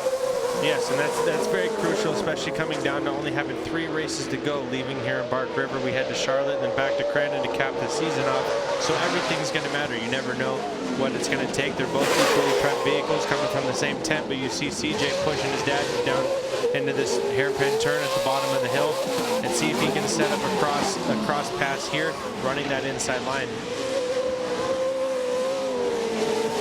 Look at that. Just listen to those Toyotas whining, hitting that flagging stand one more time where they started the back half of this race. CJ's got a good drive here. He's going to go to the inside. Johnny's got to square it up and take that line from him. CJ's going to be side by side. Look at that. Look at those hands. Nice and calm with CJ. And Johnny holds on. Or does he? With 4 laps to go. Is that a little bump? With 4 laps to go, you don't know what game CJ is trying to play. He might have the pass already figured out. He's learned a lot from his dad, much like I have myself, and he might be waiting for that pass. If he takes the shot too early, then Johnny can take a shot back. As you can see CJ getting a hold of that inside, much like I did yesterday, taking chances, trying to figure out where he's going to stick this pass. It bit you, though, and Johnny's going really long and wide here. CJ's undercutting it a little bit. That's a shorter way around this track, but eventually it has to bottle into one spot. Yes, and you can see here that CJ's closed that gap up. He's basically nose to tails. You can see the roost not entering the cap, but shooting under his truck as they go off this launch zone. Johnny doesn't mind him being close. He actually wants to fill that cab up with dirt. But, you know, if CJ's so tight, he can stay out of that roost. It's just going to help him accept. It's hard to make that adjustment when you're so close. Very close. As you can see, they're running very similar lines as they're coming up the hill. The traction must be very good in that main race line. And it does start to fall a little bit off camber towards the outside, so they might not, you know, CJ, as you can see here, trying for a different spot, getting a little cross, little cross up there, looking through Dad's window. Johnny pretty much brake checked CJ with the side of his truck by just throwing it in there because he knows his son doesn't want to T-bone him, and he almost made him T-bone him by throwing it around. See Johnny almost catching that K-rail that's buried in the roost up there to the outside, still utilizing every bit of that berm that is still available. Is there any question the old man wants to win this race? Absolutely not. And he's going to push his son and make sure that he uses every one of his tools. You can see CJ possibly getting a little impatient. We've talked about how patient of a driver he is, but he's playing cat and mouse with Pops. I think Johnny was a little more middle of the road that time. CJ had been on that far outside, and I don't think Johnny was in the same spot. Look at this. Now we've got a drag race. But look at this, side by side with a left-hand turn coming up, and CJ's in the right spot. And CJ takes over the lead in Pro 4 with less than 2 laps to go. That's very interesting. He caught up. That's a very hard spot to give up that much, that many truck lengths. As you can see, Johnny's fallen back quite a bit. CJ's sticking that pass. Now it looks like they have about a 4 or 5 truck length gap between the two. So maybe Johnny can show his son something. He's been pushing for this first half of the race. Maybe he has something for him on that last lap. Still landing on that inside, using up all the track. But CJ Greaves now at least a full second advantage over Johnny. And he's has a 2-point advantage in the championship. CJ Greaves has been on a roll after that first round in Chicago, whether it be 2s or 4s. Didn't start off his season right, but after that it's been unbelievable. In the first 5 rounds, CJ has 1 victory. In 1 more lap, the next 5 rounds, he will have had 4 victories in 5 attempts. That is strong. As you can see, CJ catches some air over the top of the hill. Johnny maintaining that gap. He's not closing. CJ, like he did yesterday, getting out front and laying down one of the fastest laps of the race. I think Johnny's feeling defeated right now. Once he got that, he held him off for as long as he can, and right now he's like, the little sucker just did it to me again. I mean, he has different words he likes to use, but he knows he's moved. Called him the blonde monster yesterday, and he's definitely showing today that he's going to be a dominant force here in the Pro 4 class. Johnny has pretty much conceded victory to CJ. CJ would have to break and exit the track. But this has just been an unbelievable run. He has won 7 times on both the Pro 2 and Pro 4 in the same day. He's just now about 3 turns away from making it 8 times, and it will be his first time to do it in a back-to-back racing situation. CJ Greaves, that Maxxis Monster Energy Toyota Method Racing wheels, has a little double here with no pressure, a small little table here, no pressure, and a straightaway ahead, and that will be 4 race wins in a row in Pro 4-wheel drive for C.J. Greaves. Johnny comes across in second, just 3.5 seconds behind Scott Douglas in the Amsoil 7 in third. Mike Jenkins in 4th place, and rounding out the top 5, the local boy, Chad Horde.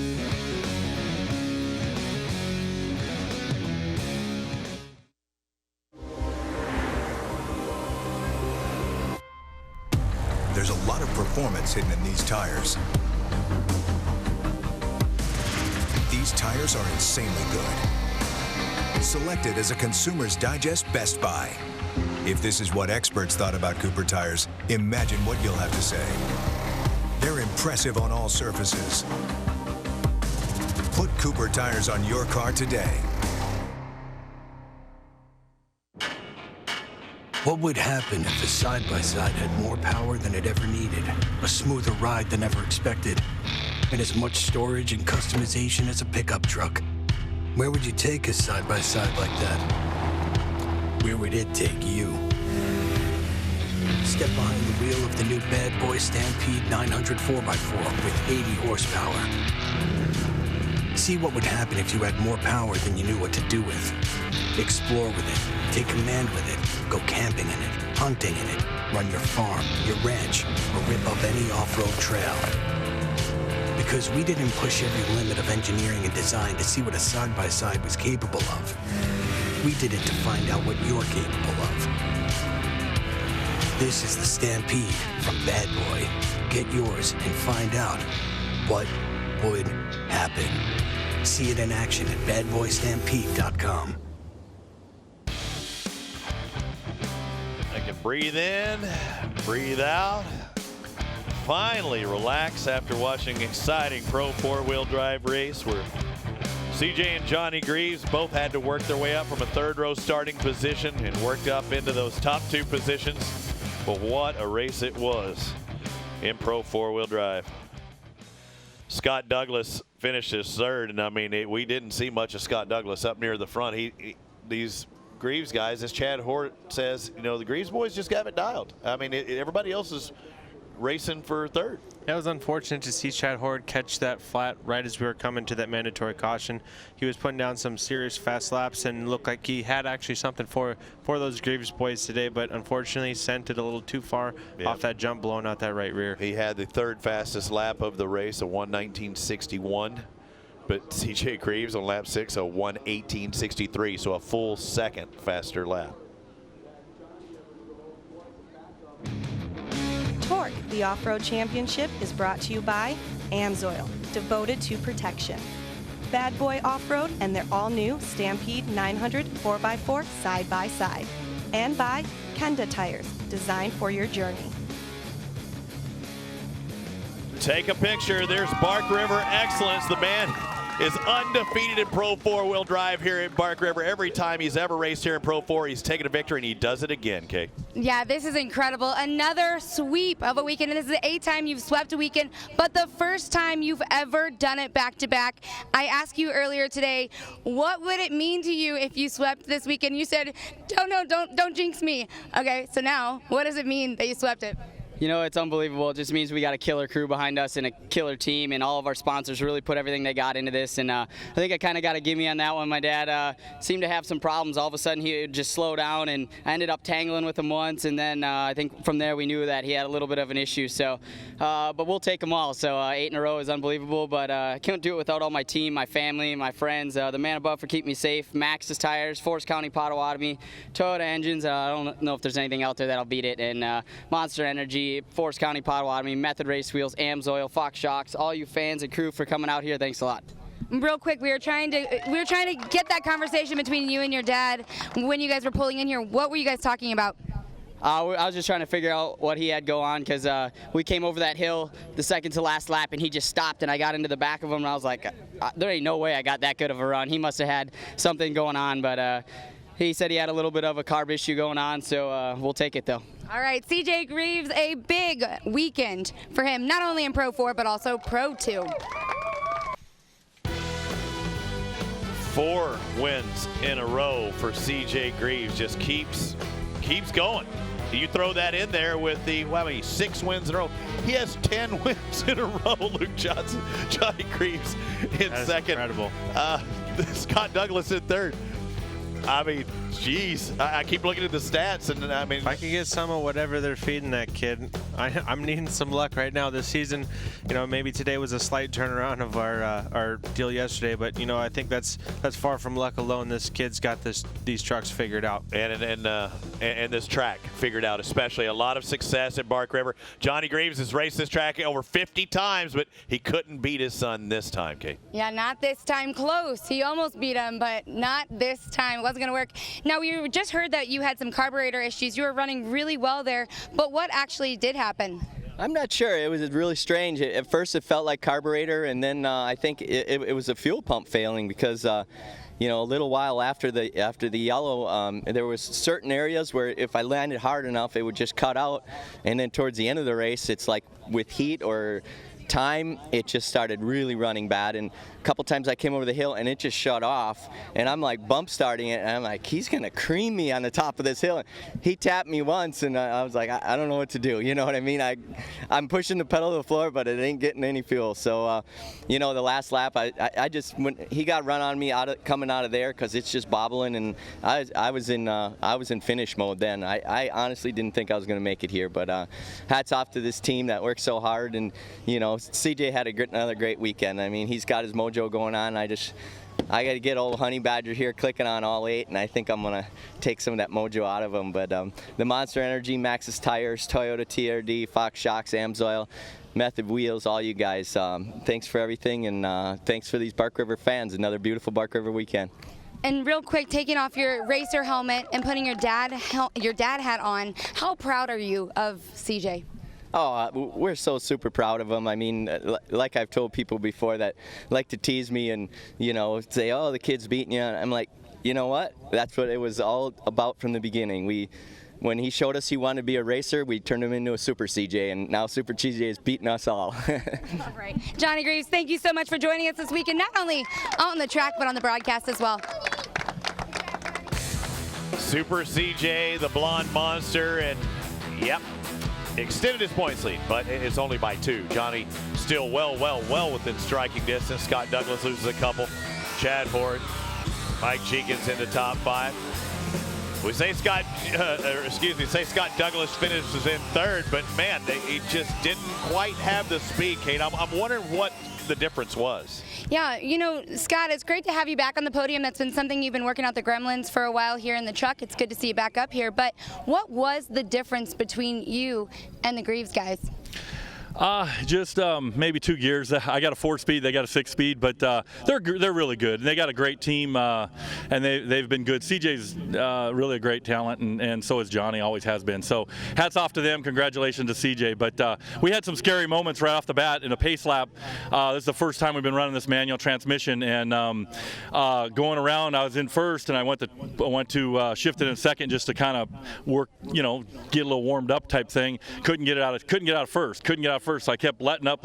Finally, I just took both hands and reaped on it, got it into neutral. I says, well, we might not be going now, and then it went back into first, and so the whole race I was kind of struggling. The shift or something got in there, a rock or something.